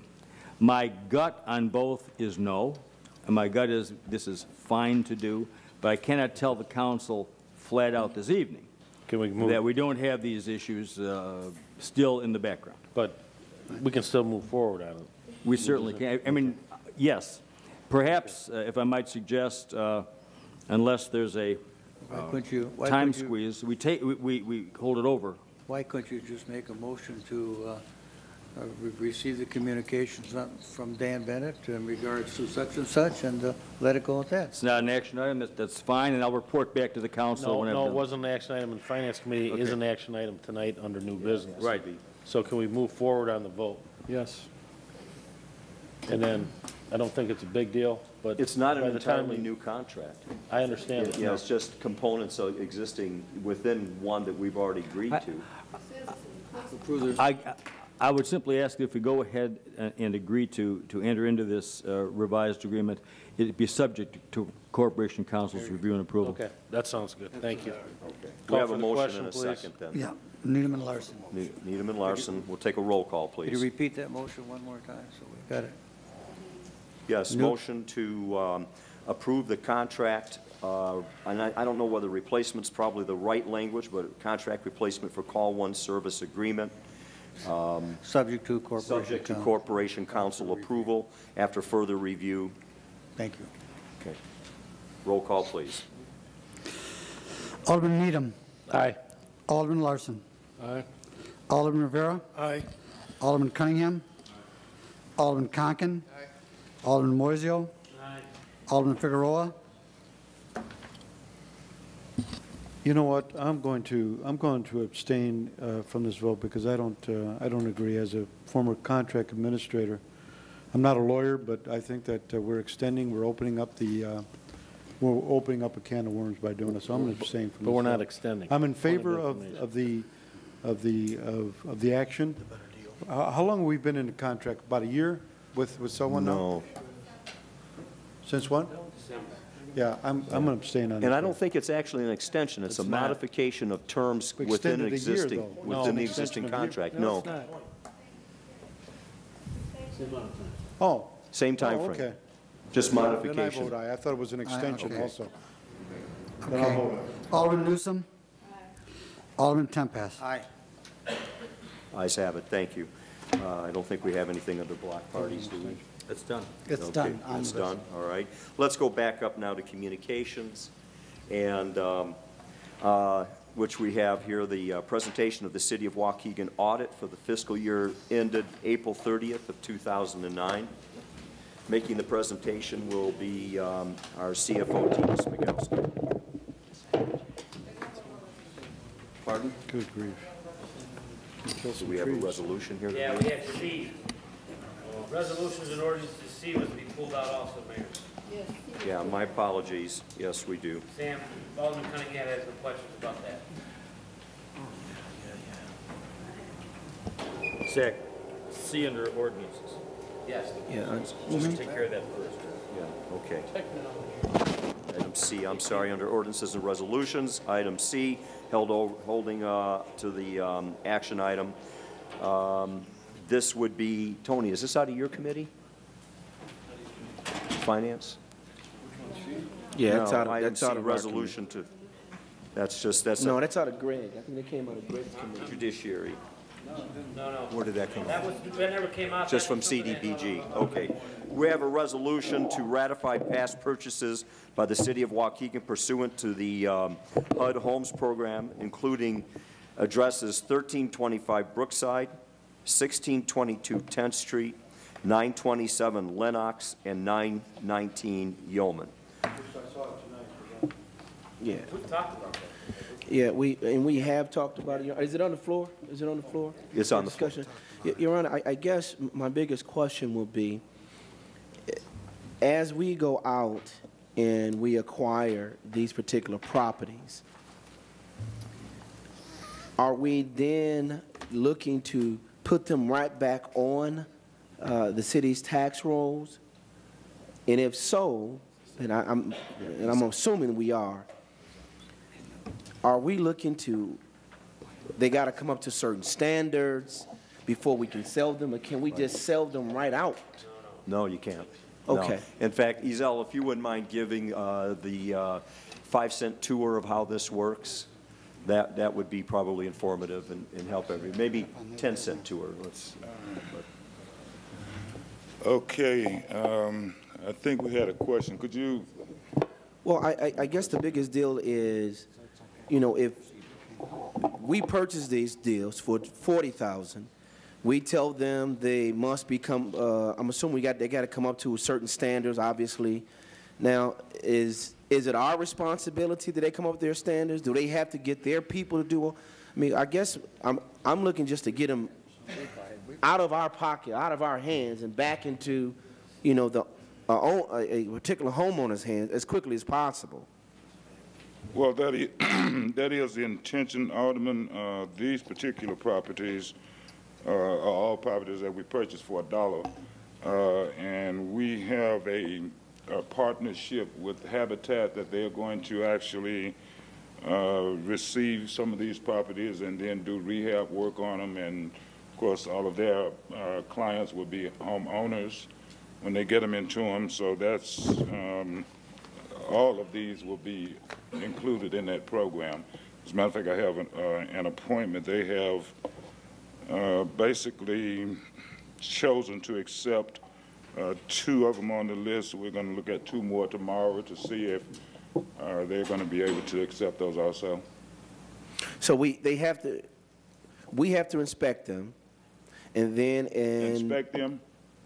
We have to inspect those properties, and then if those properties need X amount of dollars to bring them up to certain standards, then that's included in the buy, or it has to be brought up to up to our standard, to a code, before it can be sold.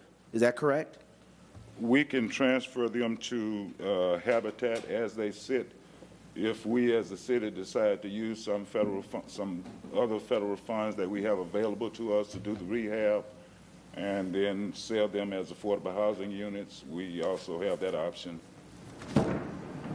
So Habitat can buy these tomorrow as is and then move forward with the rehab on them? We actually have an agreement, if you remember, with Habitat that we are to supply them with X number of properties. Right, I remember that agreement. I'm just saying. So this would be then done under that agreement. Yeah, but I'm saying, if these properties are some distressed properties, they had code violations. Right. When we sell them to them, it's the understanding they must bring them up to code. Right. We don't have to do it for them. No, correct. And that particular agreement also extends to anyone else outside of Habitat for Humanity, correct? No, Habitat for Humanity is a not-for-profit organization, and we can receive these properties from HUD as long as the city as a not-for-profit organization or another not-for-profit housing organization does the program. Okay. If we sell them to Joe Blow off the streets, those properties would have to be brought up to a certain standard? We can't sell it to Joe Blow off the street. The city of Waukegan, if we decide to sell it to an individual, for instance, that individual has to be a homeowner. It means that they're going to have to occupy their property. Right. Before we would do that, then we would invest some, as I said, other federal funds that we have at our disposal to do the rehab work on them. So they would be brought up to code. Any life safety issues that exist at the property would be addressed. We would make them maintenance-free exterior-wise by, if roof needs to be changed, we would change roofs, wrapping soffit fascias, putting on new gutters.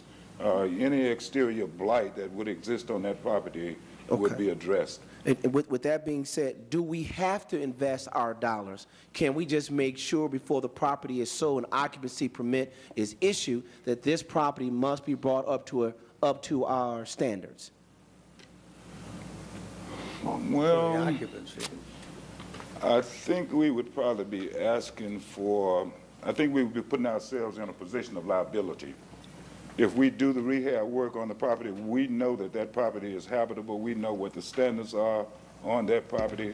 If we put it into someone else's hands like that, then we have to continue to follow the process to monitor it. So we get a lot of staff work going into that process.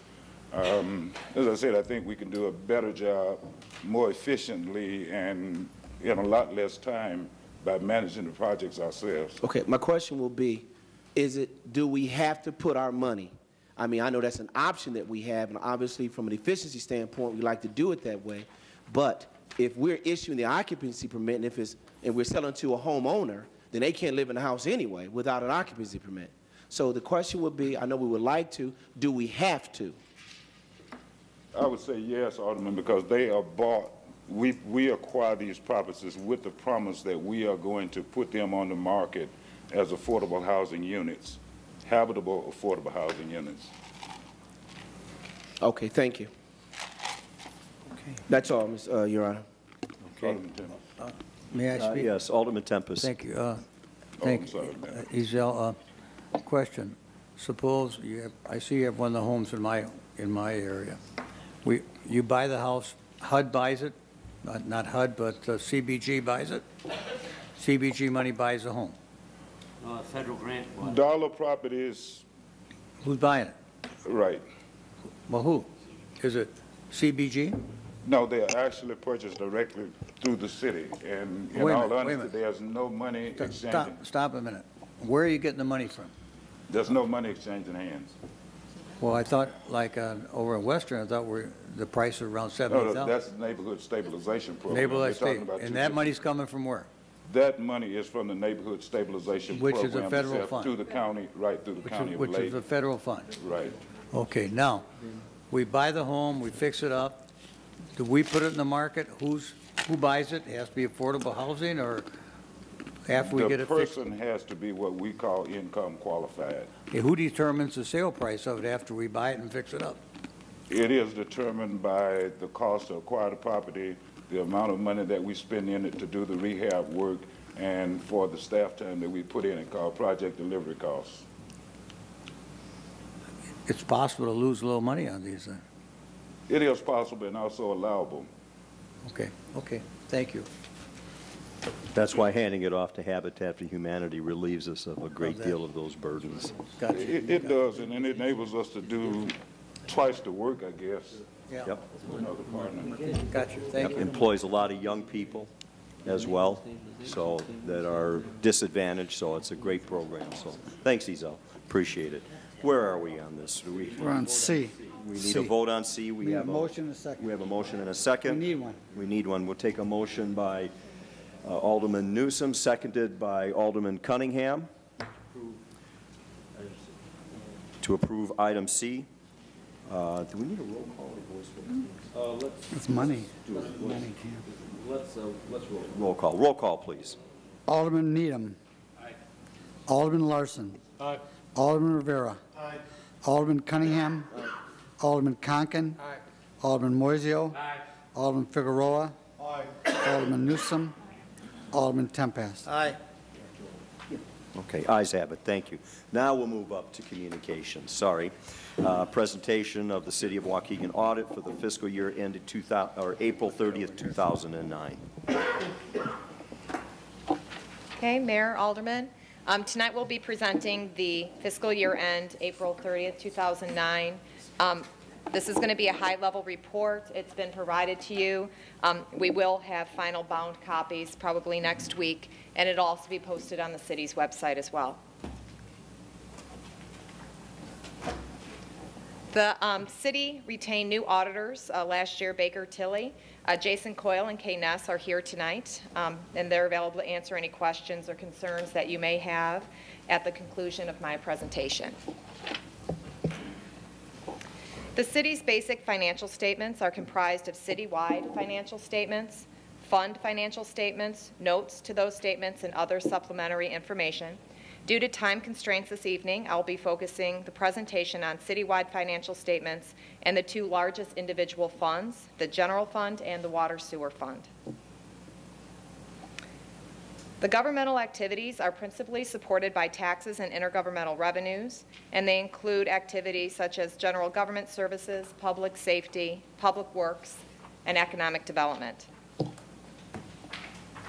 The Statement of Net Assets presents information on the city's assets and liabilities, with the difference between the two reported as net assets. This is similar to a balance sheet in the private sector. When the city's $149.9 million in liabilities are subtracted from the city's $186.2 million in governmental assets, the net amount is $21.3 million. Of that $21.3 million, $53 million is related to capital assets, net of debt, $6.3 million are restricted assets, and the city has unrestricted assets of negative $38 million as of April 30th, 2009. Due to the change in auditors, there were significant restatements that were required from the prior year. These are not cash transactions. However, due to the materiality of these changes, a net change of $71 million in the governmental activities, it's worth highlighting this evening. Governmental revenues decreased $2.8 million from the prior year to a total of $74.3 million. Expenses increased $39.6 million from the prior year to a total of $115.8 million. The discrepancy between revenues and expenditures resulted in a $41.5 million deficit before transfers for the fiscal year. In the prior fiscal year, the deficit was $1 million before transfers as a point of comparison. The general fund is the major fund component of the governmental activities and accounts for the bulk of the city's revenues and expenditures for day-to-day activities. Total general fund revenues finished $180,000 above the budget for a total of $57.4 million. Expenditures exceeded the budget by $4.7 million for a total of $64.2 million. The result is a $6.8 million deficit before transfers for the fiscal year in the general fund.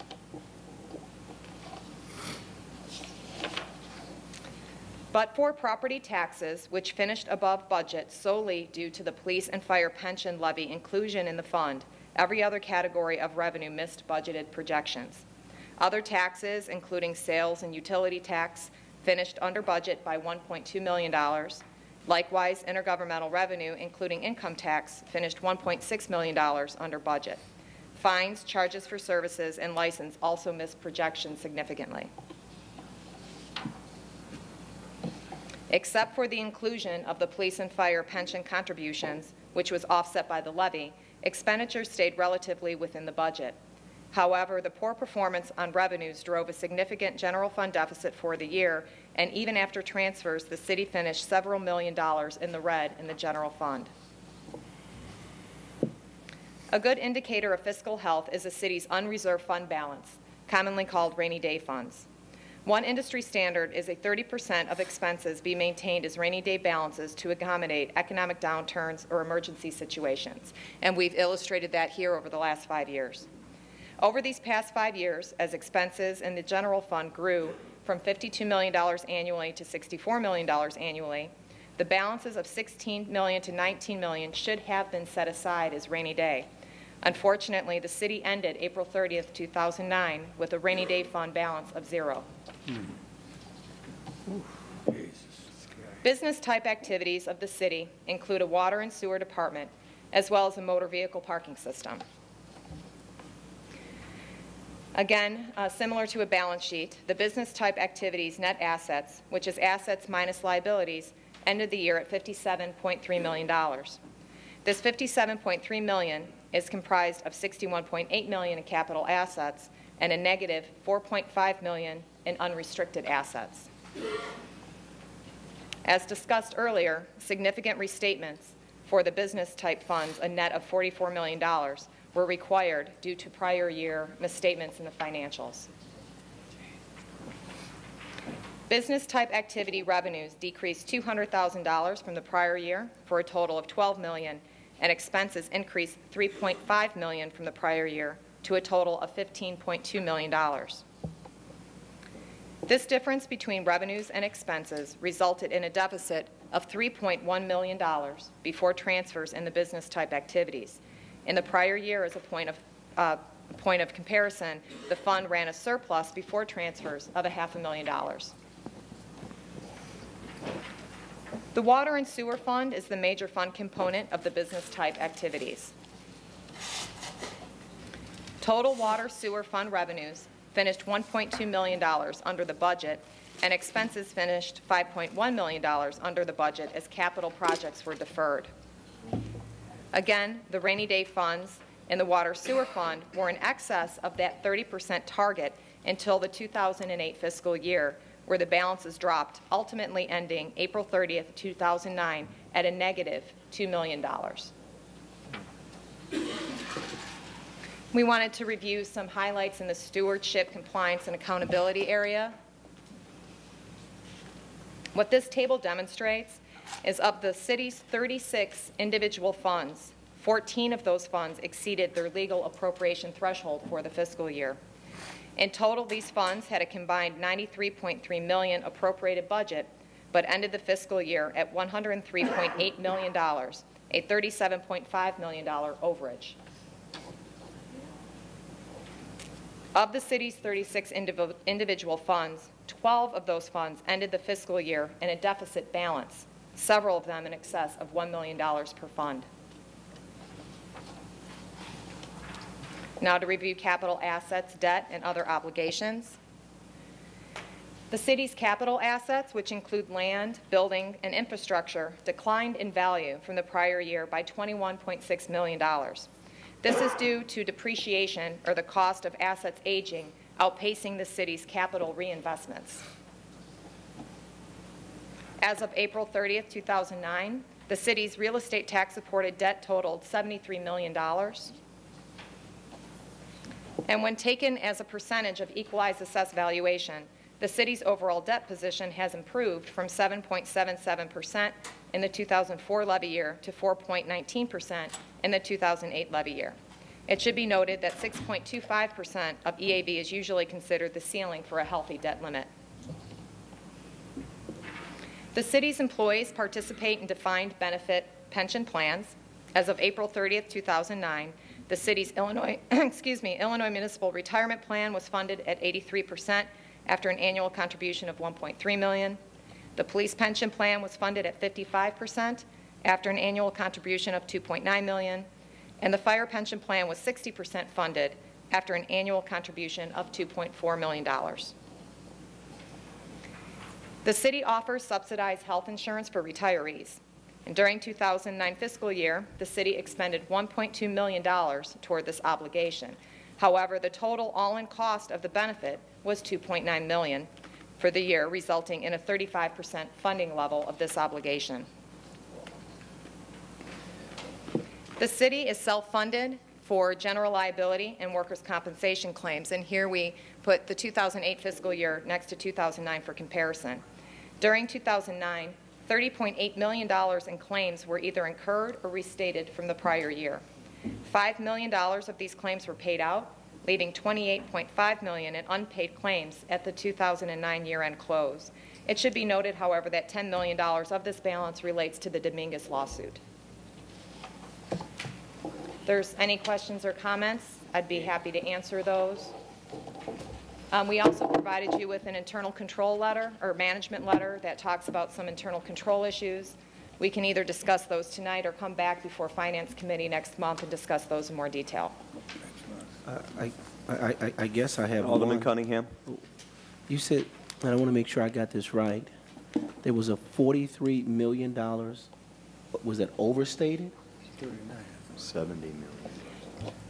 Are you specifically talking about the individual funds or the negative net assets? And I guess what I heard was 43 million, and you said you had to restate.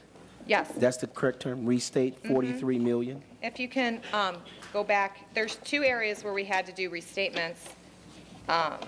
Okay. Before you go there, what causes restatements? Okay, first of all, what is a restatement, so I can better understand it? Sure.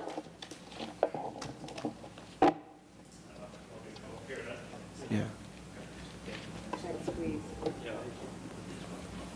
Good evening. I'm Jason Coyle from Baker Tilly, the firm's auditors. I was the partner in charge. A restatement is simply when another firm comes in, so we replace the predecessor firm. In reviewing the information this year, we found some things that we identified as being errors in the prior year. And so in discovering those errors, we had to restate the beginning fund balances in some of these funds to incorporate, as you could see, some of the changes that we identified. Okay. I guess the next question will come, why, I guess you answered that already, Why did we had to restate 43 million? How do you restate 43 million? $43 million mean that was money we thought we had, but we didn't have? Well, it's not necessarily cash, okay? The cash in the bank didn't change between when the predecessor auditor was here and when we were here. The biggest item on here, for example, is infrastructure. Infrastructure is your streets and your bridges and curbs and things like that. Those were not incorporated into the financial statements last year, when they should have been under the current reporting standards.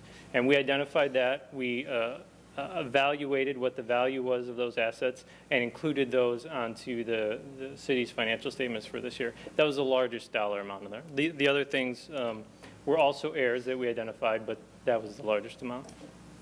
Okay, and was this the only year that these, because I think have to go over several of our audits, is that correct? Correct, Tina? Baker Tilly was retained to do simply the 2009 audit forward. Okay. So there were some restatements from the prior auditors in their prior financial statements. Okay. But our relationship with them has been discontinued. So at this point in time, restatements related to 2008 balances have all been run through the 2009 financial statements. So in my term, we have a current balance. Correct. Okay. So $43 million restatement. Well, in the governmental funds, it's $71 million. In the business type funds, it was 40. All right. I think you're right. It was in the 40s. All right. In the governmental fund, it was $71 million restatement? Yes, and that's what these are listed here. The largest was infrastructure, was not included on the balance sheet, and that pronouncement has been in place for several years. Is there a reason why that was not included in the balance sheet? I can't explain the reason why. Did we get a reason from the prior auditors why that wasn't in the balance sheet? I don't believe they've responded yet to the current. Okay, now how does that typically, when you restate something like that, and I'm going on the market, when companies have to restate what they've made versus what they didn't make, that can lead to, particularly as we move out for bonds, doesn't that hurt us significantly when we have to restate what our net income versus our net loss and things like that? These are primarily balance sheet restatements, not income statement.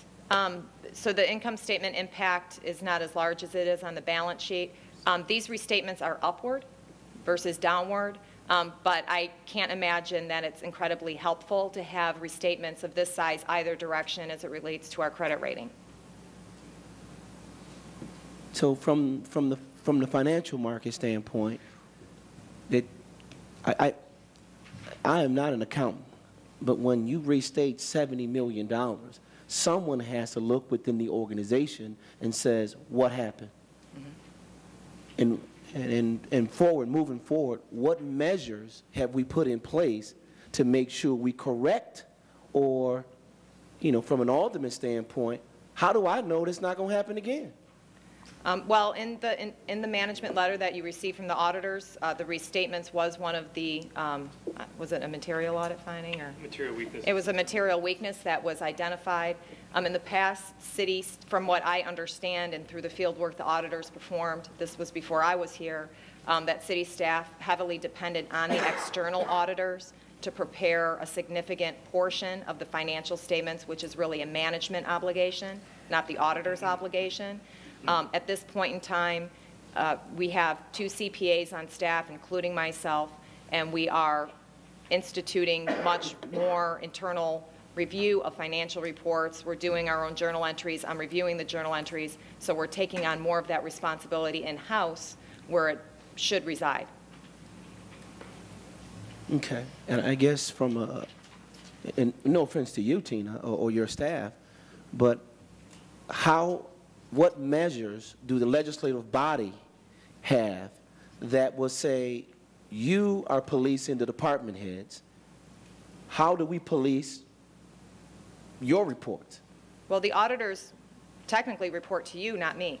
And that's why they've provided to you the letter that's within your packet.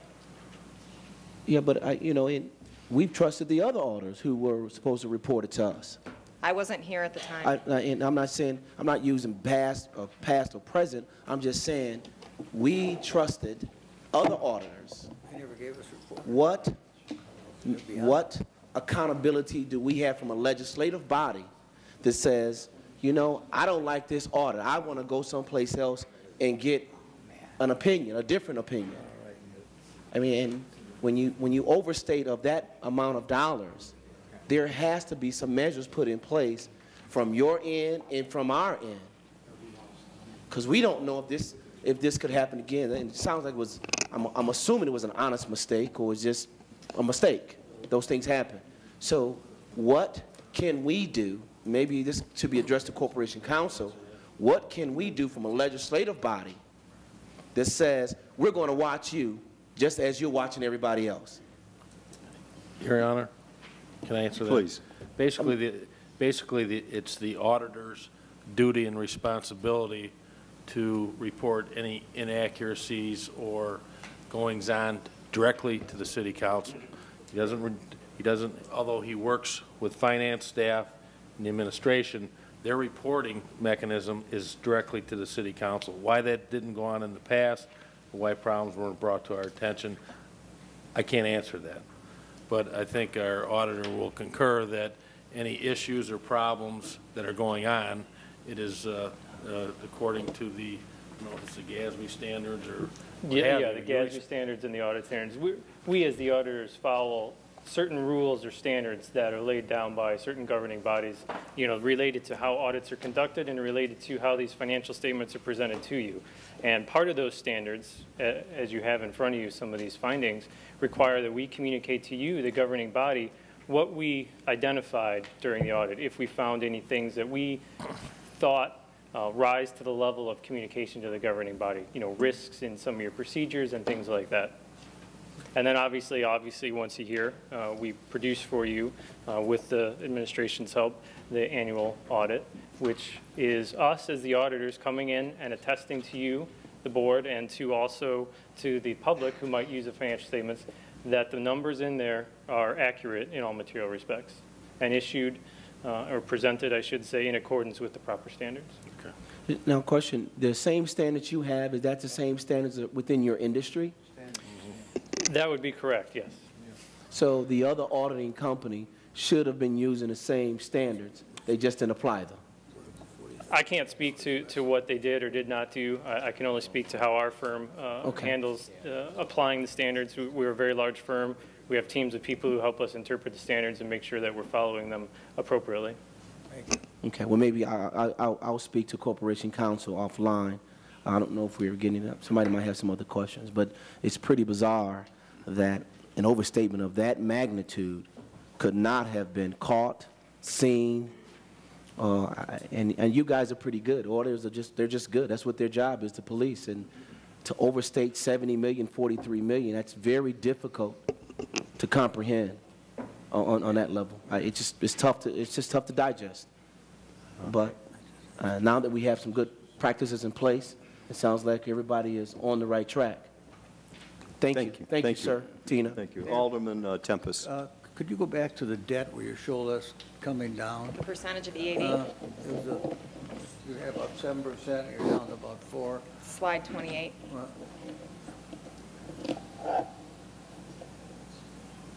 There. Could you comment on that a little bit? Are we heading in the right direction, or? Well, this is taking the equalized assessed valuation of those years and the outstanding general obligation debt. We are home rule, and we haven't officially adopted a debt policy, which would be something that, you know, we'd like the City Council to consider at some point. But 6.25% is for non-home rule, kind of the ceiling of where you should be of your EAV. So what this can demonstrate, you know, there could be good or bad news, depending on the way you want to look at it. What this does demonstrate is that our debt burden was growing at a slower clip than our equalized assessed valuation. However, if you look at the previous two slides earlier, the capital, what this shows you is that the value of our capital assets declined because we weren't reinvesting in those capital assets at a faster pace than depreciation was wasting away at those assets. So it's a double-edged sword. Our debt position was healthy. It was a good debt position from a rating agency perspective, but when your capital assets are declining from year to year, that's showing a lack of reinvestment. Thank you. I think it shows up in people's basements. Thank you.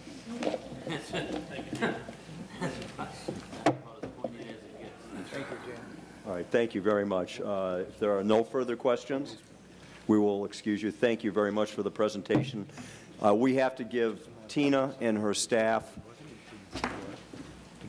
accolades as far as we can possibly do it. This is a group that has worked so hard over the last few months to get this prepared for all of you, to make up for years of mistakes and errors that, when you look upon them, are unbelievable that they actually got that far. So these are things that we're going to have to work harder to make sure we have a better understanding and grasp of what's going on. I think that we're establishing that we can trust her and her staff. I think she has brought in a great firm to do the accounting. They are the 17th ranked firm in the United States, if I remember correctly. There's a lot to be said for that. So we will continue to provide you the information as needed, as we get it, keep you up to date as much as possible from our various departments. I've asked for various revenue-generating departments to begin to prepare more up-to-date information, if not monthly, at the very least quarterly, so we all have a better picture as to where things are headed, and we won't get caught by surprise, or nobody can say that we didn't know or no one told us. We want you to know. We're not looking to hide anything. That is our goal. Alderman Conkin.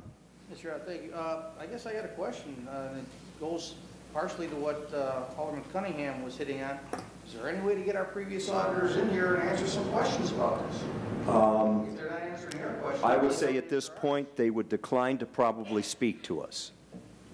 And I don't think we should. I think that would be an executive session matter. Legally, Corporation Counsel, is there anything you can do to get them in here? I think that's a legitimate question from Alderman Cunningham. Alderman, there's a variety of things that we can contemplate in this regard, whether it's talking with them, if they refuse to talk with us, sort of encouraging them to talk with us, to compelling them to talk with us, to compelling them perhaps to reimburse the city for any damages we may have sustained. These are all things that we need to talk about, probably in executive session, but I understand your concern. I think everybody up here has the same feeling, and I can just assure you that we will be addressing these issues in an aggressive fashion. And I will say that these are concerns that didn't just arise over the last few months. This concern was expressed, I will say, last probably May. So this is something that has been brewing. And again, I think that as the Corporation Counsel says, we will talk about this more in executive session as things move forward. Thank you. Thank you. At this time, I would like to go to Alderman's time, and then following that, we will need a brief executive session to discuss settlement of legal claims. So the clerk could please start. Thank you. Quickly, Your Honor, Lisa May was at the podium tonight during audience time. Her and her group did a great job of their beach cleanup. I'm sure everybody read the paper. They did a wonderful job with her and her family, friends, volunteers, and the FIST group. We are working slowly. I've been in discussions with David Motley, Tom Haggerty, Alderman Moiseo about how we can keep pushing this forward with the absence of lifeguards and staff. So it's in its infancy, but we're looking at different ways. I know the mayor alluded to that. earlier this evening, but we have had some small discussions trying to keep that beach issue alive. So more to come on that. That's all. Alderman Larson. Thank you. A couple notices. Starting the first Friday in June, our Waukegan Public Library starts their lunchtime courtyard concerts again. Excellent music, good food. Enjoy our beautiful downtown at the library on Fridays. The Dandelion Wine Festival is coming up on June 5th. That's at Bowen Park from 10 to 4. Get a little culture. Go to Bowen Park and enjoy that festival. And Memorial Day Parade, Monday the 31st, Waukegan always puts on first-rate parade with their veterans groups and other honor units. So if you could make the parade and listen to a short speech or two, please join us there at 10:30 on Monday the 31st. Last, I feel the need to apologize to the small business owners who may have been under the impression that this alderman may have been in favor of a change in the ordinances regarding the operations of our convenience stores. I received a number of phone calls. Nothing could be further from the truth. Any statement made by others, including in the newspaper, about this issue was not made with my endorsement. We need to support our small businesses, not put roadblocks in their way. There were some speakers earlier today during audience time outlining the issue. And we need to do that right now. That includes returning the B license to Mr. Whitmore rather than jeopardize this city with a costly lawsuit. In fact, the city is already spending dollars on outside counsel over this matter. In my opinion, this is a very wasteful and frivolous use of our tax dollars, and I ask for my alderman's support in returning that, encouraging those that be to return that license and not authorize any outside dollars be spent on counsel over this matter. Thank you. Alderman Rivera. Thank you. I too want to comment in regards to the gas station licenses. I heard Mr. Shaw this evening, and my comment is that these are people that are respectable businessmen who are honest and obey the license that they have and respect it. You know, and that's what I'm against is owners that do not respect the license that they receive. And that's where I am against. I am for small business that are really the backbone of this community. Taking away these liquor licenses away from the gas stations, you know, how are you going to replace that revenue? So that is what I am for, to keep these licenses. These people are respectable. They respect their licenses that they have. And I'm just against just bad owners that just go ahead and do whatever they want and not respect the license that they have. That's all I have to say. Thank you.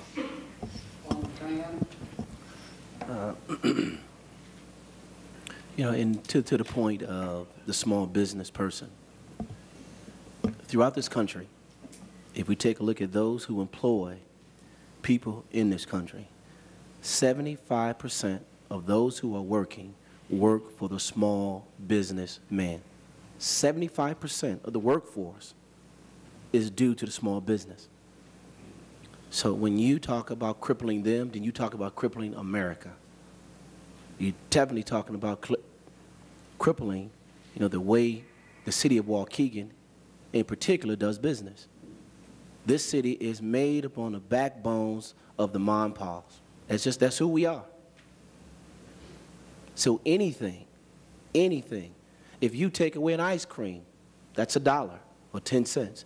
You take away a pop, a beer, a cigarette, that's how this community survives. That's just the nature of Waukegan, particularly on the North Shore. That's just who we are. So when we're thinking about just drastically taking those kinds of, one measure or one aspects of that business away, you might as well close the whole shop. So hopefully as we move forward with this decision, that we look a little bit more deeper as to who we are and what we are before we make a drastic decision like that. Second,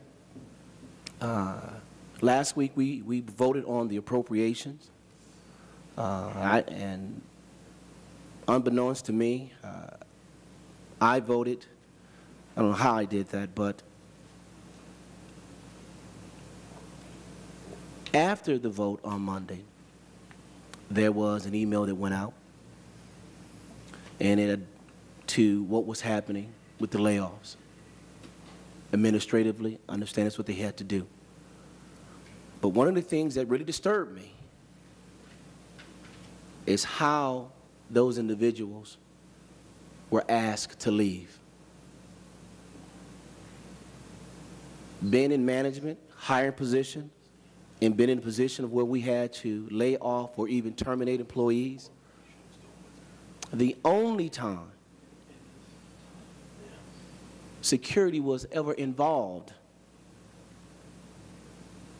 in escorting an employee out of the building, it when there was some trouble, it was a troublesome employee. Typically, when a person is being let go, that individual is called down to HR. HR then gives them, the reasons why these things are happening. That particular manager will then gather the personal effects of that individual, bring it down to HR, and that person either is walked out of the building in a reasonable, respectable manner. But when we have employees being escorted out by police as if they were criminals, as if they were doing something to harm the city of Waukegan, that somewhat disturbs me. These are people who've given their life and blood to this city. As a business decision, we did what we had to do, but there's also a way to do that. I can't believe that that happened, but apparently it did. For what reason, I still don't understand why. And I would love to get from the HR director, or maybe, from my understanding, there's some new measures being put in place now for aldermen to communicate to department heads as a reason why we would need for these individuals to be escorted out by the police. Maybe they were causing problems. I don't know. But I know there was a few of them, 27 years, 17 years. They just wanted to do their job. And for them to be walked out like common criminals, I'm a little embarrassed about that. That being said, thank you, and hopefully get an explanation soon. Yes, I'd also like to commend Lisa May and the Friends of the Waukegan Beach for their efforts. I was at one time, and let me correct it, they were not lifeguards, we were members of the Waukegan Municipal Water Safety Patrol. That was our official title. It was back in the year 78. As was stated earlier by Mrs. May, she is right, they do, lifeguards down there do perform a vital function. They do keep an eye on the beach down there, and it is one of the gems of the city. I hope something can be worked out, and I hope we can keep the beach in a safe manner, and like Alderman Needham says, we'll work on that as it comes along. I also would like to remind everybody about Memorial Day, the parade. If anybody has any unit or knows of any unit that might like to march in the parade or become part of it, make sure you call for information, 847-746-2824. The more the merrier. I hope to see everybody down there. And also with Alderman Cunningham, I also am a little embarrassed that the police escort was provided for the people that were let go. As he said, security is normally on hand in case there's a problem. The issue I've got with that is, what if these people come back the next day to pay the bill? Are they going to be met by the police and escorted off the premises again?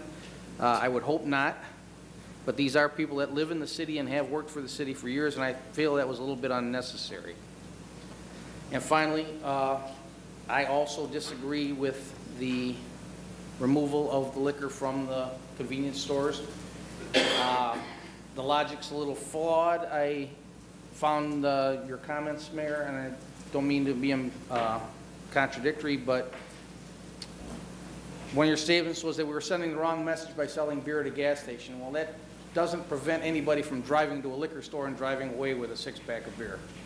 So that logic just doesn't follow for me, and I believe it would hurt the small business also. So other than that, thank you.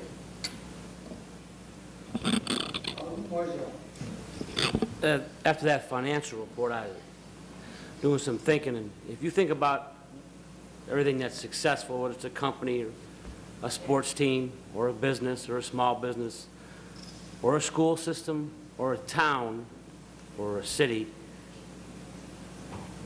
all of the successful ones know what a good investment is.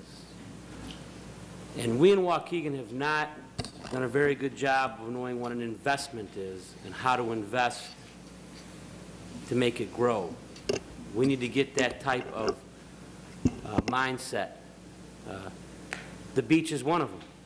You go down there on a Sunday, I go down there a lot of times on Sunday with Lisa May and those people, and there's 3,000 to 4,000 people down there, and there's a lot of activity down there.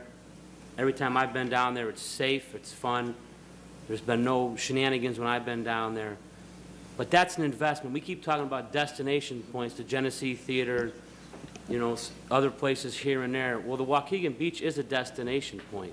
We need to try to do what we can. And we all up here understand the problems that face us with that, with union contracts and our budgetary constraints.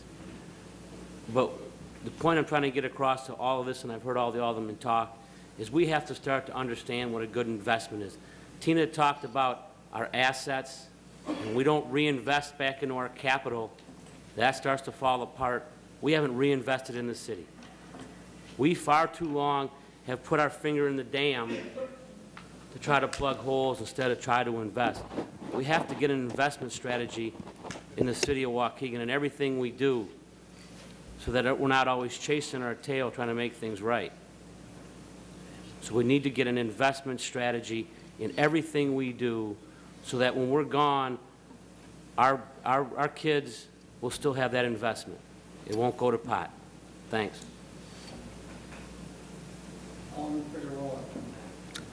I pass. Everything's been said.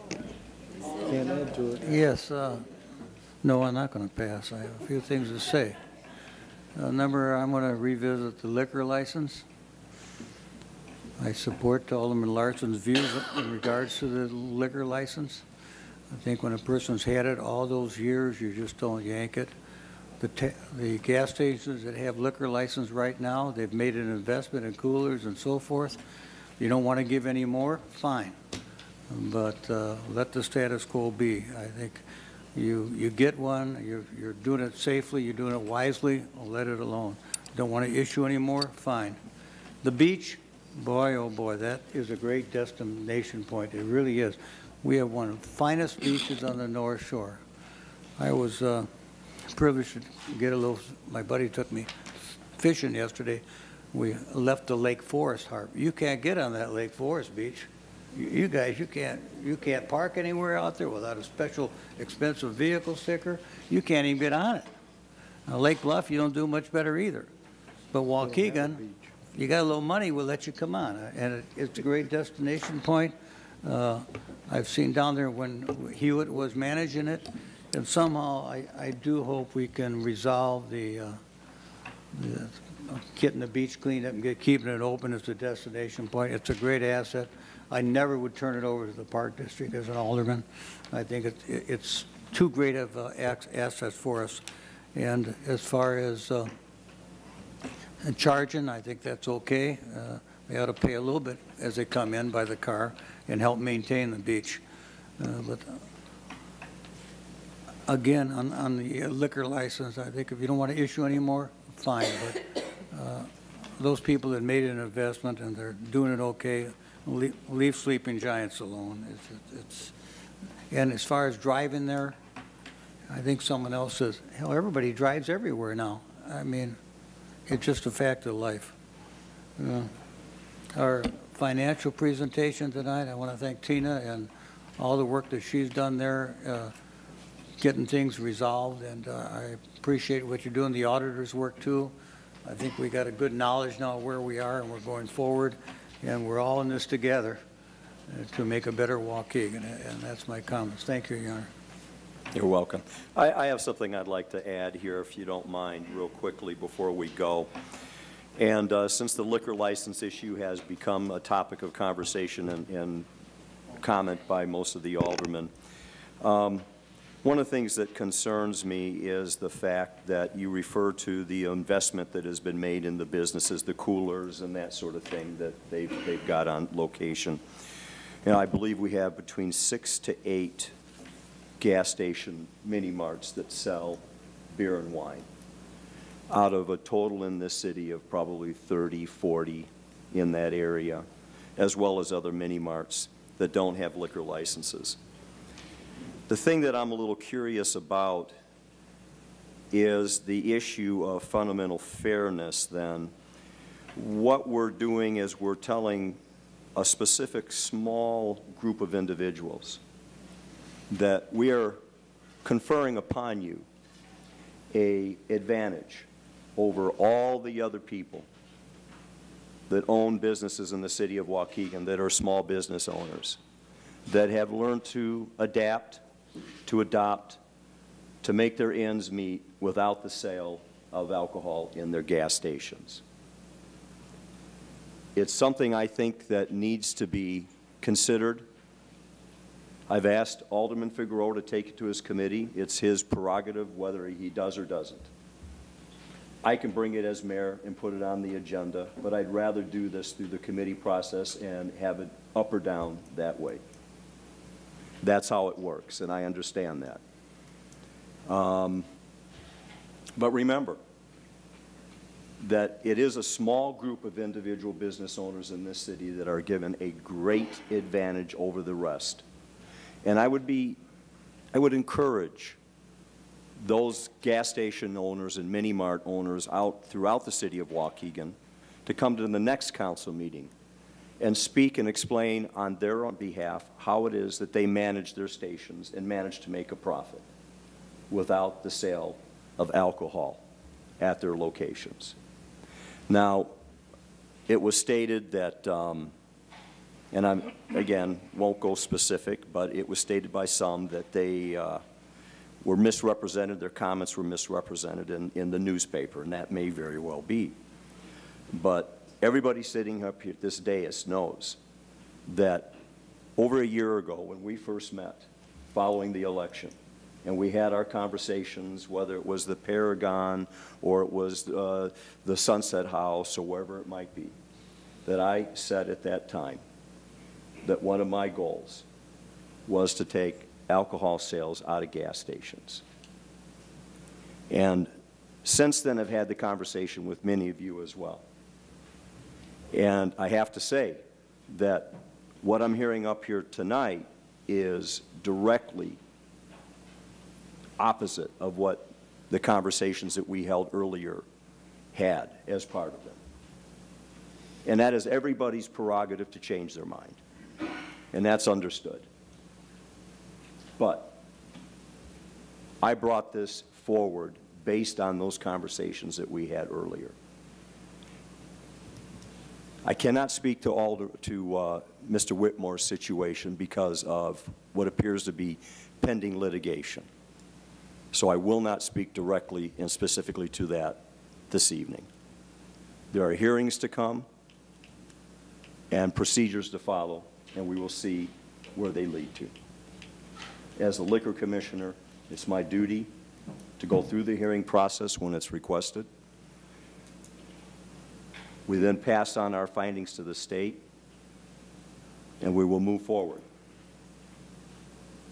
But I do want to let you know that I am thinking about the vast majority of small business owners who have never been given a liquor license or the opportunity to have liquor sales.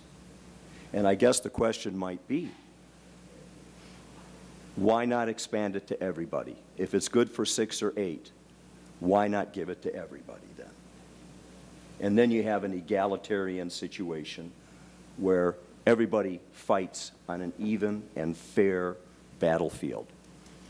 And that will conclude my remarks. I'll take a motion by Alderman Newsom, seconded by Alderman Needham, to go into executive session for matters of a settlement of legal claims.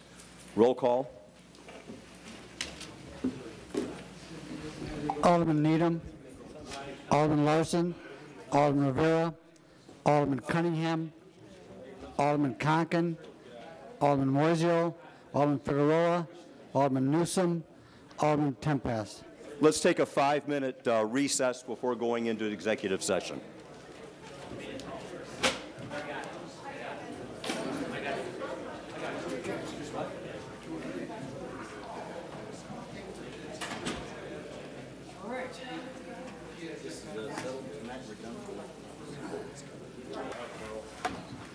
Motion to come into regular session by Alderman Needham, seconded by Alderman Tempest. All in favor? Aye.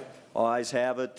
Motion to adjourn by Alderman Conken, seconded by Alderman Figueroa. All in favor? Aye. Opposed? Ayes have it. Thank you, everybody.